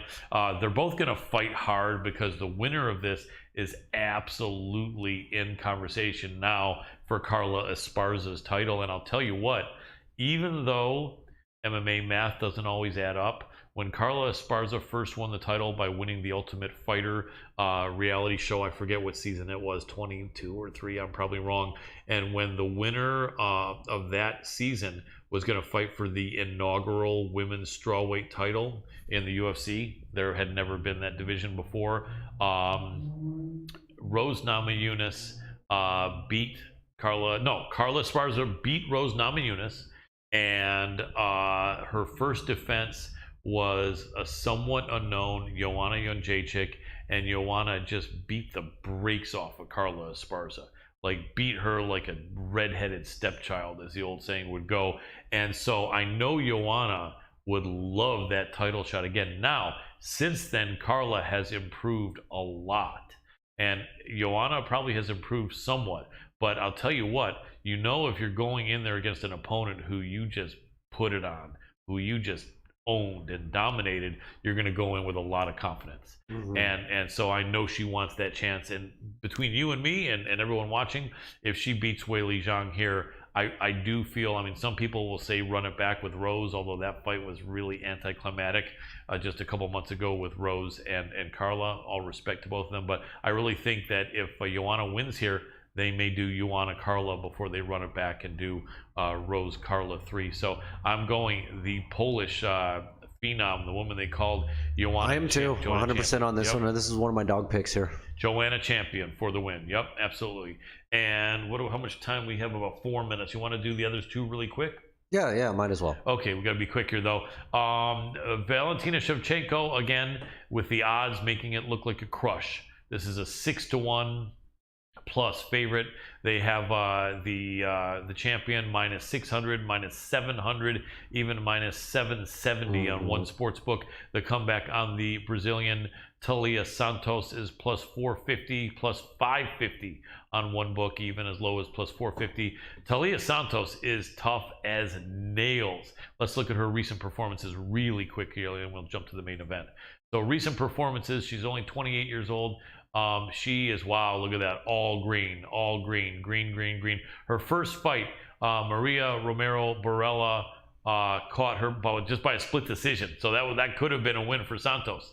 And Santos came back with a vengeance, beat Meatball Molly McCann, beat Jillian Robertson, beat Roxanne Modafferi, and beat up Joanna Wood, formerly Joanna Calderwood.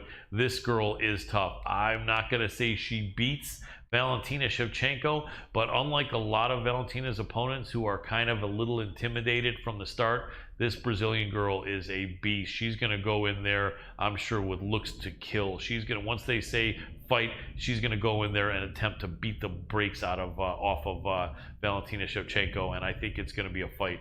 I think it's going to be a fight too, and I'm going with the dog on this one. Wow, officially going to go for the, why not? There's so much money and value in it. It would be one of the upsets. No, I think it's going to happen. Yeah, I mean, the funny thing is this. I'm watching the competition levels with Valentina. Honestly, they've just been going down. Yeah, and no offense to the gals out there, a lot of beasts that she's beat. Oh yeah, I mean, Santos is legit. I mean, in all honesty, she should be 5-0 if she didn't lose a split decision in her very first fight, where she was probably a little bit more cautious than she should have been. Anyway, I may go for you. I may pick the upset. I'm not going to do it officially now, possibly later in one of the videos I released during the week, but I think she is live. Main event, Love My Glover Teixeira, 42 years old, 33-7. What is he, on a 7-fight win streak now? I think he is. Look at that. Look at that. 6 or 7. And he is looking great. Yes, at some point age will catch up with him. But Jiri, where is Jiri again from? He's from the Eastern Bloc somewhere, isn't he? Czech Republic. Yeah, he is tough. 29 years old. That makes a 14-year age difference. He's 2 inches taller. If Glover can't get that fight to the ground, look at all those finishes. Wow. Just look at all that green first off. And almost all of them by knockout. Yeah. So I tell you what, though, as you know, Dr. Adam Roorda, you could take the biggest knockout guy in the world, and if he doesn't have a good takedown defense, and he's with a guy who's a very good wrestler and a very good grappler, he can be smashed. Right. And he can be skunked. I don't know if he's going to be completely skunked, but I think Glover wins. Glover is my pick, although it's a scary pick. What are the odds have it right now? I'm not going that way. I'm just not. You going to go Jerry or? Yep. I'm going with Yuri. And they have the challenger, the favorite, just because of age, man. At some point, if Glover wins this, finally they're probably going to make him favored in this next fight, and then that's the fight that he loses. Possibly when age catches up with him, although I hope not. He's so great. And that's where my head's at with it too. You think age might catch up with him here? Yeah. Yep. And Yuri is super exciting. I'll tell you what. Yeah, Glover's got to be really careful. He's got his, and Glover was not any kind of a D1 or even D2 wrestler, but because he's trained with wrestlers for so long, I think he's maybe like a D3 level or maybe possibly D2 level with his wrestling. So he's good and he's strong. And once he gets on top, he anchors himself down. He's heavier than hell, and he puts the punishment on you, you know, in a serious way. So, you know, we will see. It's going to be interesting. All right, ready for our next guest as soon as you are. And she is ready. Rock and roll. Skype dance. Skype dance. Hey, Vanessa, can you hear me? Yellow. I hear you. I can hear. Can you hear me? Yep, I got you. All Yep. right. All we need you to do is see me? Yeah, I can't see you yet, but once you hit that video button, within a couple of seconds, I think we will see you. And there, as long as you see yourself on screen, you're good. There you are. Awesome. We are live, so let me give you a proper introduction. We are so happy to have you on the show again. It's been about, I think, 3 or 4 months. And then I saw you a couple months before that at your last victory of the UFC here in LA. Ladies and gentlemen, so happy to have this fighter back on the show. She is super awesome, coming off a great win a few months ago with an amazing fight set for 2 weeks from now. UFC strawweight contender Vanessa Demopoulos. Welcome back to the show. What's up, everybody?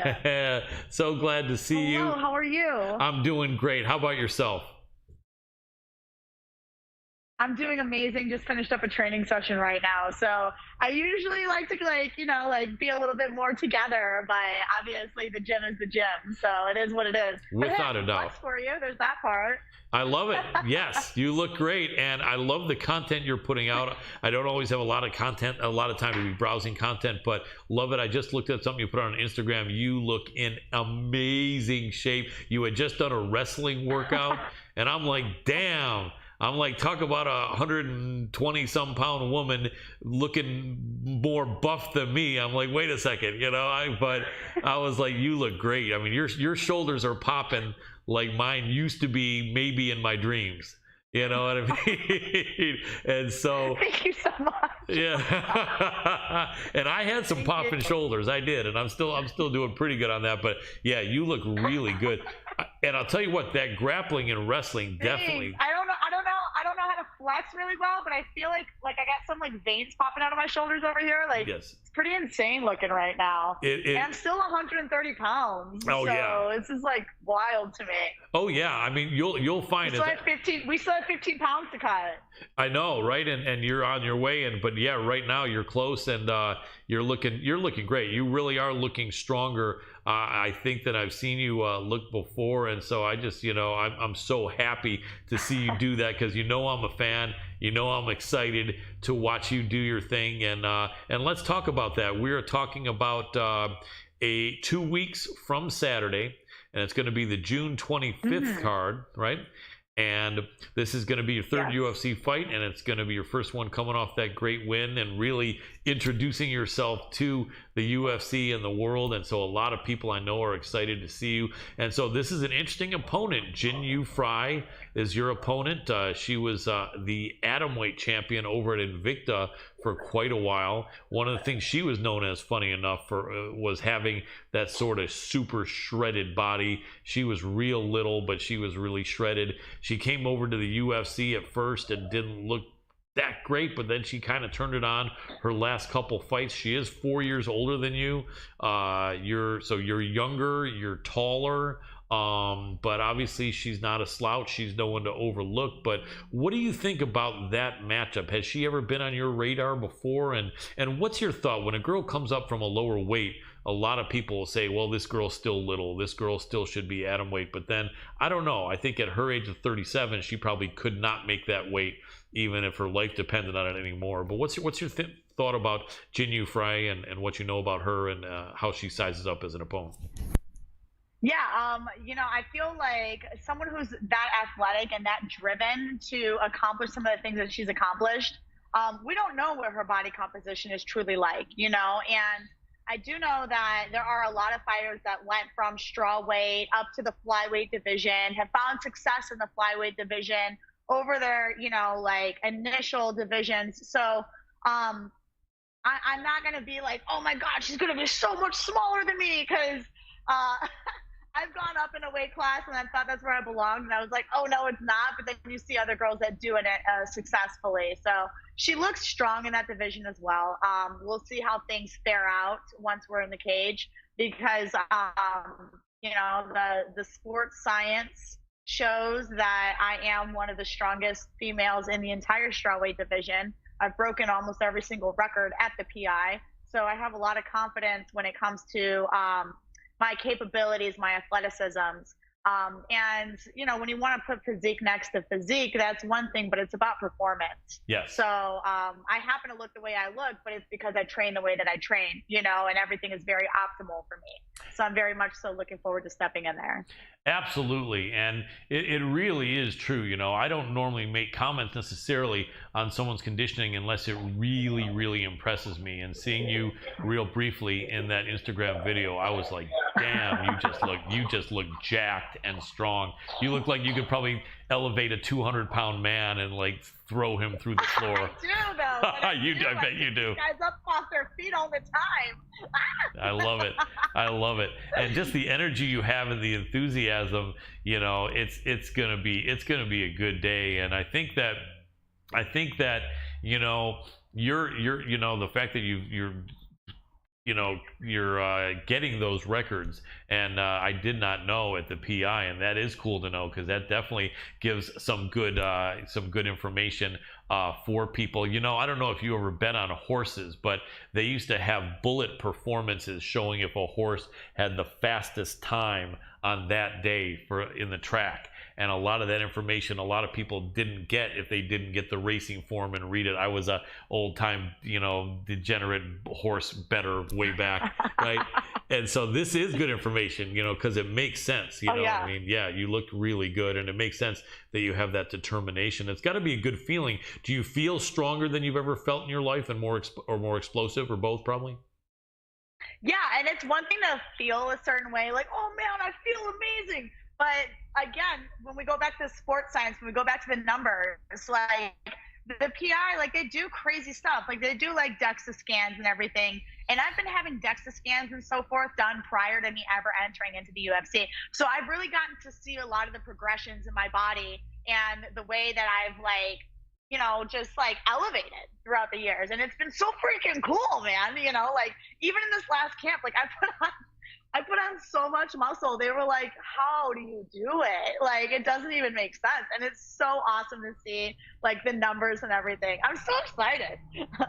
Yeah, you should be. You should be. It really is. It really is impressive. Because I've always been into working out and bodybuilding and martial arts.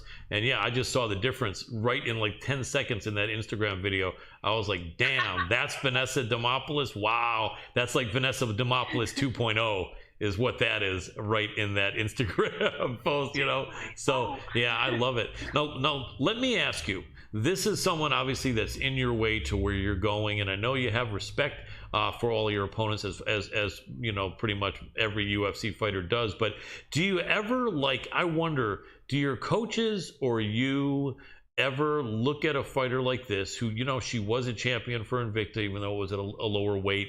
She does have a couple wins, but she's not like she's rated like in the top 10 or anything. Do you ever look at an opponent like this and say, we need to go in there and just beat the brakes off this girl? We need to go in there and make this look ugly, like she shouldn't even have shown up for this fight? Or does that not really ever want to come into your mind or your coach's mind?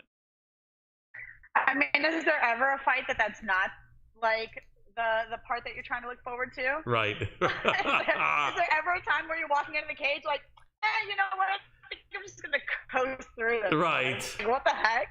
Like that's not like if that I don't know. Like I guess maybe some people think of that manner. Yeah, I don't know. I'm always like, I'm always all gas, no brakes. Like, my coaches have to pull me out of the gym, literally, every Right. single fight camp. Like, I Right. get suspended from training. I love So it's yeah, I'm just a goer, man. Like, it doesn't matter who's in front of me. Like, I'm just going. Yeah, I absolutely. mean, I don't even have to be training for a fight, honestly. And I get kicked out of the gym sometimes, even that, like, during that time, you know, like when I'm just on cruise control. So, Absolutely. like, put somebody in front of me, like, yeah, this is it. Like, it's Absolutely. my life. I live this. Absolutely, I love that. I wonder if my producer, Dr. Adam Roorda, can pull up the odds for that June 25th fight. I don't know if you've looked or if you're that much into it. I forgot. But let's take a look here, and then you can Man, answer you me. are very echoey, and it's a little bit difficult for me to understand you, and I'm sorry. Oh, no problem at all. Doc, is there anything I can do to change that? He's going to see, actually, possibly, but there might not be. If not, maybe I'll talk a little bit quieter. Is it a little bit easier if I don't talk as loud? No, hang on 1 second. Let me try. No problem. Something. And then we're looking for June 25th, Dr. Adam Roorda. So, and then there we go. Okay, that would be the card. No, that's the 18th, isn't it? So they're not even showing the June 25th card up there. Oh, wait. Back up. No, they're not. They are not. They don't have the odds up. Okay. Yeah, no, I haven't been able to find much information on the card. I was trying to find out like when our start times and all that kind of stuff. I can't really find anything except for who the main event is. Gotcha. Which is an old teammate of mine, Armand. Oh, wow. I'm very excited to watch that. Mm-hmm. And who is he going against? Oh, man, I don't know. No problem. Sorry to put you on the spot. But anyway, so this is an interesting fight. It's definitely one you'll have confidence in. I would think they would make you the favorite on that. Do you ever project that or predict that to see, do I expect? I mean, do you ever like close your eyes and someone says, here's the odds on your fight, and you say to yourself, let me see, do I think I'm going to be the favorite or not? Here we go. I see the main event. We got it. Oh, your friend is Arman Sarukian? Yes. Wow. He used to train at Black House, and then he also trained at Saxon with me as well. And then I think he still currently trains with Edwin over at Glendale. Gracie Baja in Tarzana. Okay. So, and I've been over there a lot as well. So very cool. He is a beast. Arman Sarukian is a beast, and that is my gosh, yes he is. Yeah. Yes. You know, I think he got like 13 takedowns one of his fights. Like, it was just absolute insanity. Oh yeah, he is really, really good. I remember his last fight. I picked him, and I forgot who he was going against. I think a guy who was like 4 inches taller than him, and everyone's like, "Oh no, this guy's gonna frustrate him." And I'm like, "I don't know, man. I think this kid Sarukian is a murderer." And yeah, he is. In that fight, it's a good fight. He's going up against Mateus Gamrot. Wow. And so you got Sarukian at 18-2, and there goes the connection with Vanessa Demopoulos. Here we go. Hey, Vanessa, we lost you. We got you back. Can you hear me? You got me? I'm sorry. Do whatever you got to do, man. Not a problem. We got you. You're all good. You're all good. So yeah, that's a great fight with your friend Arman Sarukian and Mateus Gamrot. Gamrot is 20-2 and Sarukian is 18-2. Wow, that's such a good card. And then look in the co-main. Co-main is Shavkat Rakhmonov against Neil Magny. That's going to be sick. Chris Curtis against the Jiu-Jitsu World Neil Champion. Magny's on this card? Oh, I freaking love Neil Magny. Yeah. Oh, yeah. But I'll tell you what. This guy, Shavkat Rakhmonov, Vanessa, is like 20-0 with like 15-0 with like 12 stoppages. This guy's OMG. Yeah, this guy's like from Kazakhstan, I think. Dr. Adam Roorda, go up a little bit. He is from Kazakhstan. Yeah, this is one of those Habib type guys. They call him the nomad, Shavkat Rakhmonov.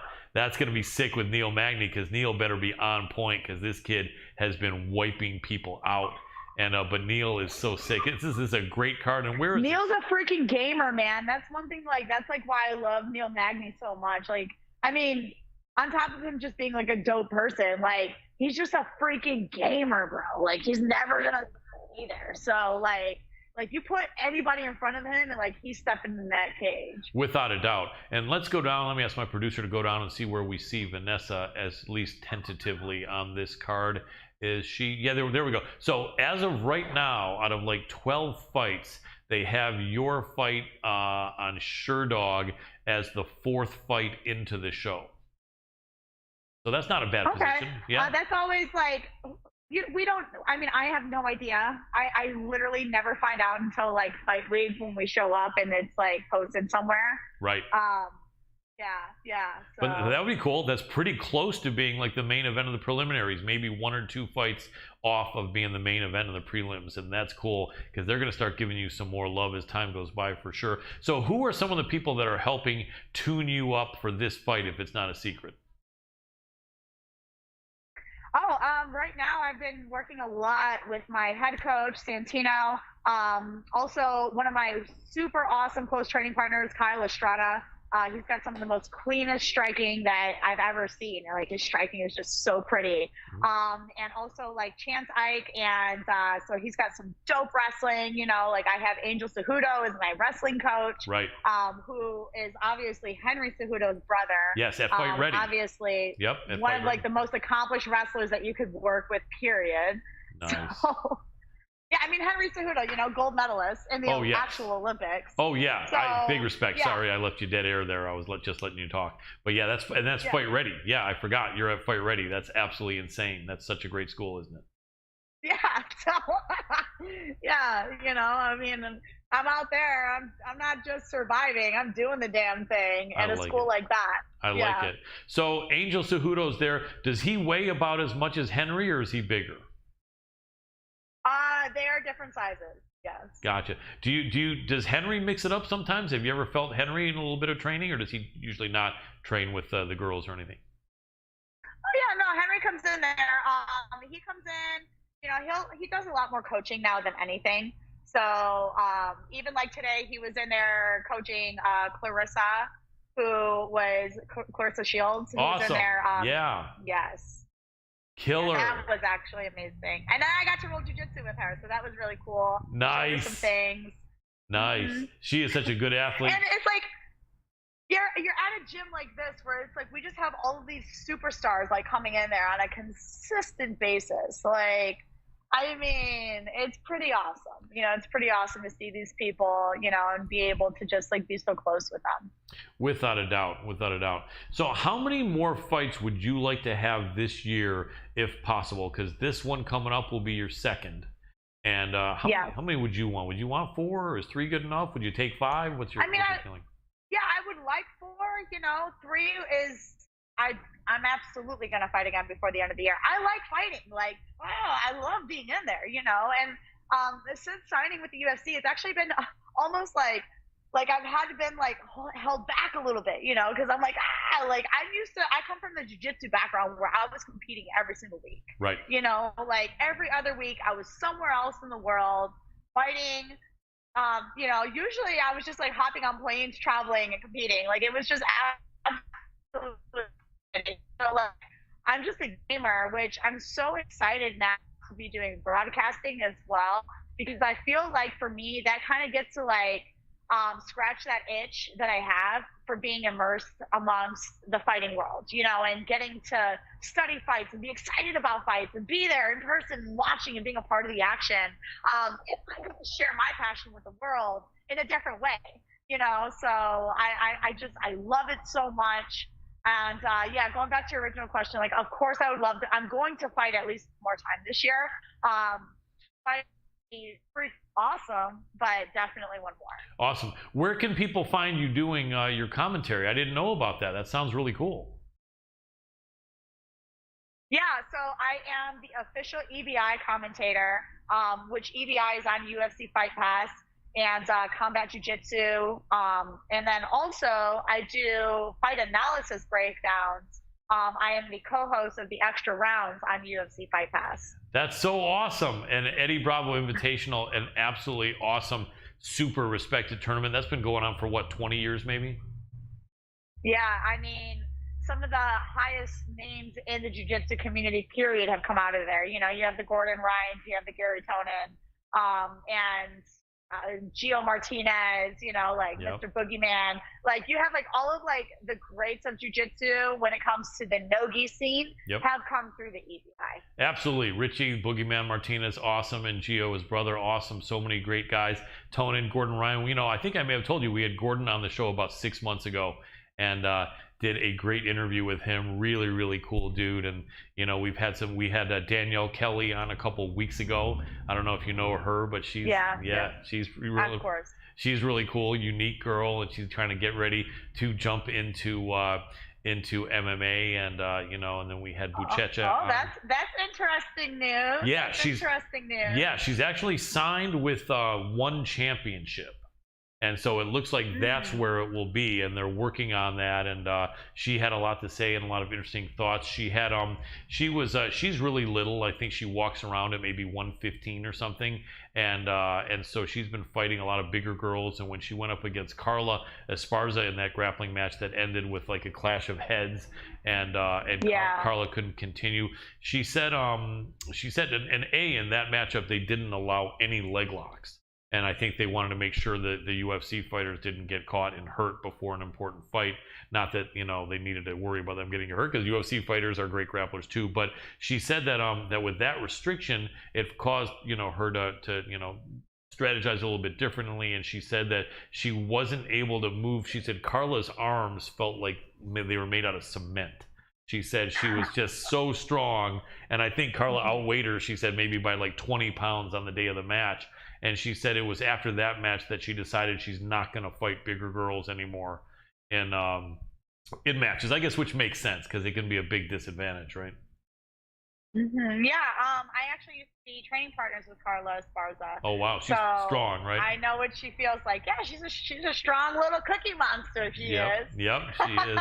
She really is. Yes, she is. And I interviewed her. Yeah, I believe I ago. remember watching that, like leading up part. I didn't watch the actual match, and I think Carla weighed in at 126. Right. And Danielle Kelly weighed in at like 114. Okay, so it wasn't as big as I was just mentioning, that 12 pound difference or something. But yeah, no, Carla is awesome. We interviewed her about a year ago, and she has such a great personality. It was great to see her get that victory over Rose. It was a tough fight. They were both, you know, just sometimes styles make fights, and that was a tough one, but that could have gone either way. But let's talk a little bit about some other women's fights if we can coming up. I'd love to get your opinion. As you know, this Saturday there are 2 really big women's fights. There might even be 3. Dr. Adam Roorda, can you pull up that card just so we can make sure we're not leaving anyone out? Because I think that a lot of women's fighters will really make sure to watch other women's fights along with men's fights. And I think you're one of them. You make sure that you catch the women's fights usually in the UFC, right? Oh, I mean, I try to watch all the fights. Yeah. Especially now, like I'm much more immersed into the sport. Awesome. And so that card is the one she's on, Doc, but I'm talking about this Saturday's card if possible. But anyway, let's go to the ones that we know, because I'm thinking there might be a 3rd fight on this Saturday with women. There we go. Okay, and so if we're looking and we look down, and then we go a little bit lower, is there anybody? Yes, there is. Okay, so yeah, I'm not going to worry too much about Jocelyn Edwards and Ramona Pasquale, because I don't think enough people know them. But let's talk about the 2 big ones, the co-main and the co-main. And I think the women are both of those, which is always exciting to see the women get some shine like that. And if you go up a little bit, Dr. Adam Roorda, just so I can make sure that I'm not wrong, and a little bit higher all the way. There we go. Yeah, women's fight are the co-main and the co-main. Main event, of course, being Glover Teixeira against Yuri Prokoska. But let's go to the co-main. Joanna Jędrzejczyk, Weili Zhang, or Zhang Weili, number 2. I was at the first one with Dr. Adam Roorda in press row right when the pandemic was starting. It was absolutely crazy. That was one of the most brutal, insane fights ever. I'm sure you remember it.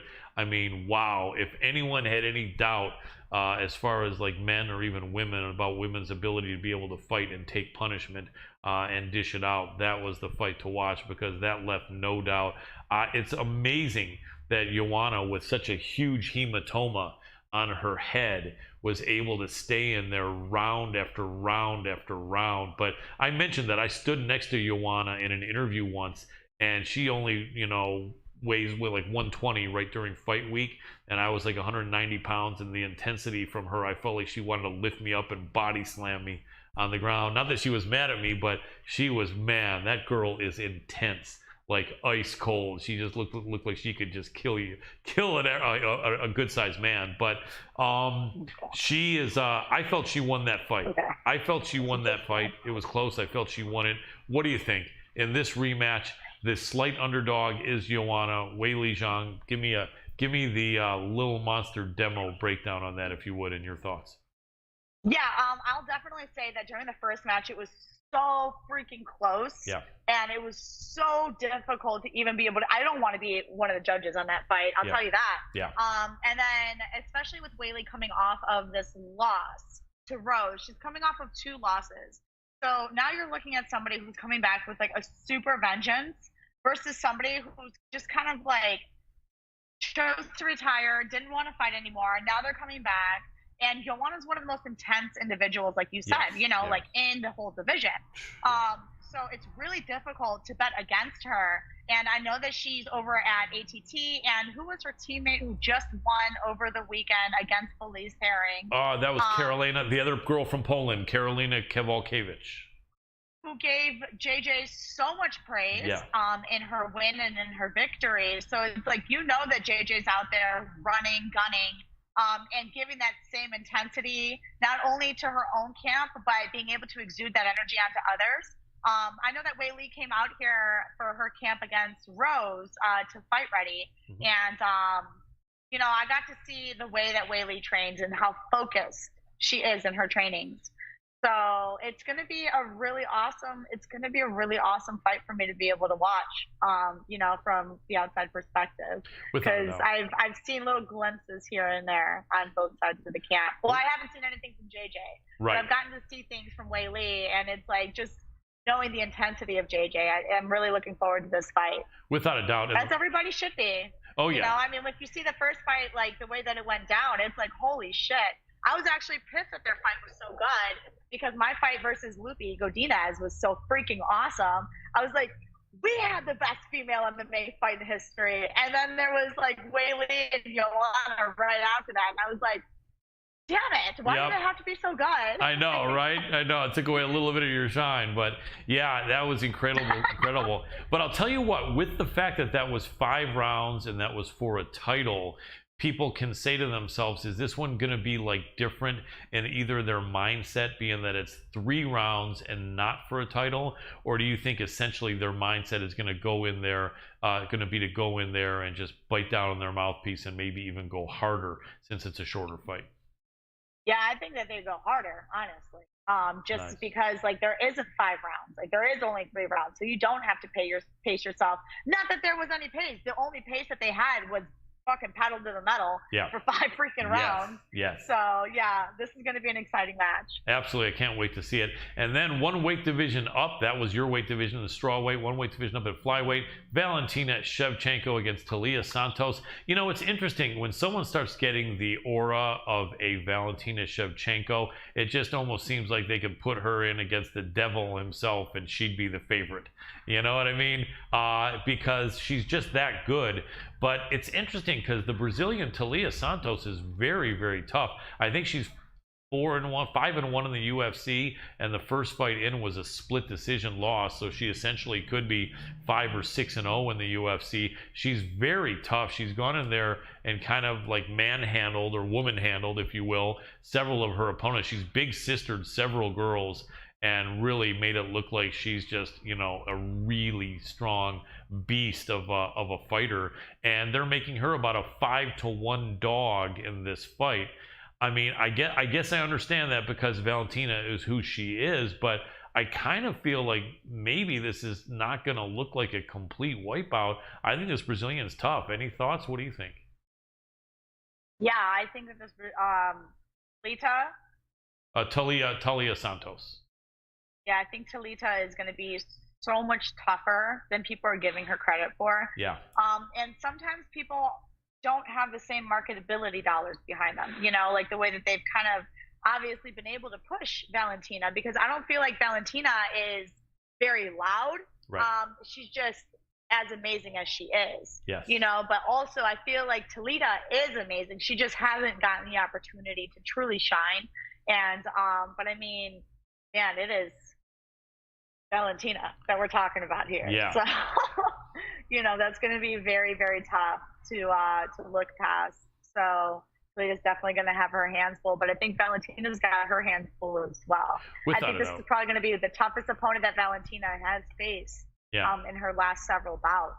you know, so it's going to be really, really amazing to be able to watch this one. I think so too. When you have a fighter like Valentina, who's been the hammer for so long instead of being the nail. I mean, even in the fights with Amanda Nunes, she wasn't really the nail. They were kind of both the hammers. Like, what happens if Talita Santos gets on top of her and starts like grounding and pounding her, or throws some elbow and cuts her and starts like making her bleed? What do you think in the mind of someone like Valentina, who's just not been the nail for so long? Could that be something that could catch her off guard, or make her feel like really out of her element? Or do you think just the warrior in her would not really let that be much of a problem for her, even if it happened? It's hard to say because we've never seen her be the nail, Right. you know. Right. So you know, you don't know who a fighter truly is until they've actually been through those fires. Right. And for example, like, I've been through so many fucking fires. Yes. Like, you already know, like, you're not, like, hitting me with a brick isn't gonna put me away, you know. Like, so, but with Valentina, like, we've never really seen her in a compromising position before. So it's going to be very intriguing to see what ends up happening if Talita does end up being tougher than we are all anticipating. You know, because 5-1 odds, like, that's pretty fucking rough. Yeah, it is. So, you know, like, that's really rough, and I think that people are going to be shocked to see more of a struggle than what everyone's anticipating. Oh yeah, because I think Talita Santos is going to go in there looking to kill. I mean, when they say get ready, you know, fight, she's going to go in there to try to beat the brakes off of Valentina Shevchenko, I think. And I think a lot of these girls that Valentina have fought almost seem to be a little intimidated going in to the fight, and I don't think the Brazilian is going to be that way. I think she's going to be looking that mean face she usually has, and once they say fight, she's going to, like, I'm going to go and beat this girl, you know, like a redheaded stepchild, as they used to say. And so it's going to be interesting to see. Would you start yelling if Santos got on top and started landing some ground and pound? And here's your analysis from UFC 275, coming to you live from Little Monster Demo in Singapore. Love it. I love it. You are on the call. I think you should be in there. I don't even know if it was 275. I was just. It is. You guessed right. You guessed right. Oh my gosh, really? That's amazing. That's it. You're on it. Even when you don't know, your good karma brings you onto the right track. Cool. Let me ask you. I love it. Main event: Yuri Prochazka, Glover Teixeira. What do you think? Well, I think that Yuri is absolutely an incredible athlete. He's one of the best athletes in the entire division, athletically speaking. But when you look at someone like Glover Teixeira, who's had so many overcomings in life and has learned how to meditate and just be as elite as he is in every single area of striking, grappling, wrestling, like, there's literally no holes in his game. And someone who is so at peace with who they are, and has truly, like, risen to become the champion at the age that he's become. Like, you already know that that's going to be something absolutely incredible. So I'm really looking forward to that fight as well. I think if there's any sort of battle in this fight, it's the age bracket, you know, where Yuri's obviously younger, so he's able to be more agile. He's very agile. He was another one who was over at Fight Ready for a while. Oh, wow. And I got to see how much he floats like a freaking butterfly, man. Yeah. So his striking is just beautiful. So it's going to be really awesome to be able to watch that stuff unfold in the cage. Me too. So I have a feeling you're not going to be doing anything else this Saturday night but watching UFC fights. Am I right? I mean, do I ever do anything else except for watch UFC fights? I love that. You're a perfect girlfriend, though, for a ton of guys, right? Because you look great, you're super charismatic, you're in great shape, and you just said you don't do anything else, right? But watch UFC fights, right? Is that perfect? That's like the fantasy. You don't got to worry about me going out partying on the weekends. I'm watching the fights. I love that. I love that. Well, Vanessa, you are awesome. Let us know what the best social media place is to support you. And also, I know you have your book that you wrote. Let us know where people can get that. Anything else, go ahead and shout it out. Yeah, man, go check me out, Little Monster Demo on Instagram. Everything else that I end up doing, whether it's selling merchandise or something, it's always going to be on there. I am going to be having some collectibles coming up here very shortly. So if you guys want to keep your eyes peeled for that, definitely go over to my Instagram, Lil Monster Demo.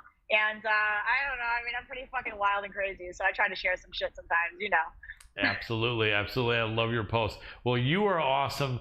Thanks so much for jumping back on with us, Vanessa Demopoulos, Little Monster Demo. You are so awesome and charismatic. Just like you can feel the love coming from you, and you know I feel it. We're going to be cheering for you, our entire team. Can't wait to see you in action June 25th, and keep taking good care of yourself. You're awesome. Thanks, guys. We'll see you guys soon. You're very welcome. Have a great night. Bye, everyone. Bye-bye.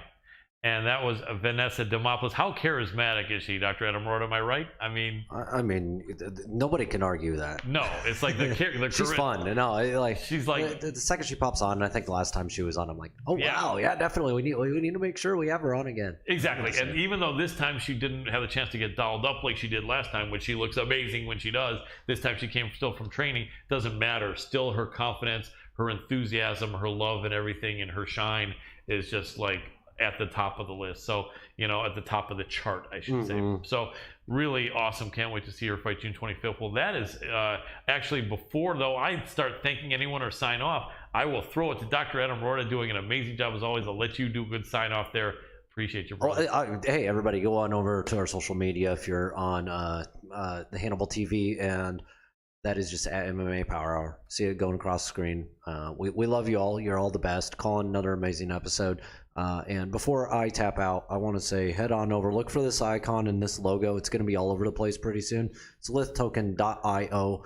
We are putting out a physical NFT marketplace, one of a kind, with an actual technology tied into the blockchain.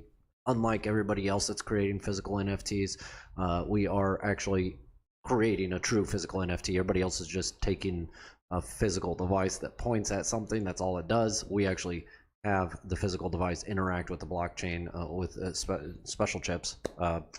We all use them in our credit cards and everywhere else, so we're tying it in. We have patent pending on it. Definitely check it out, lithtoken.io. Going to be a cool website coming out within the next week, guys.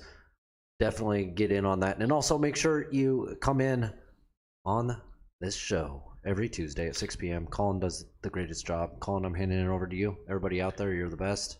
I'm tapping out. Awesome. Thank you so much, Dr. Adam Roorda. That icon for Lyth Token is rest. And Adam, you yourself are an icon as well. So there's that too, man, especially when the Lyth Token continues to take off. I'm not going to argue that. You're right. You will be an icon.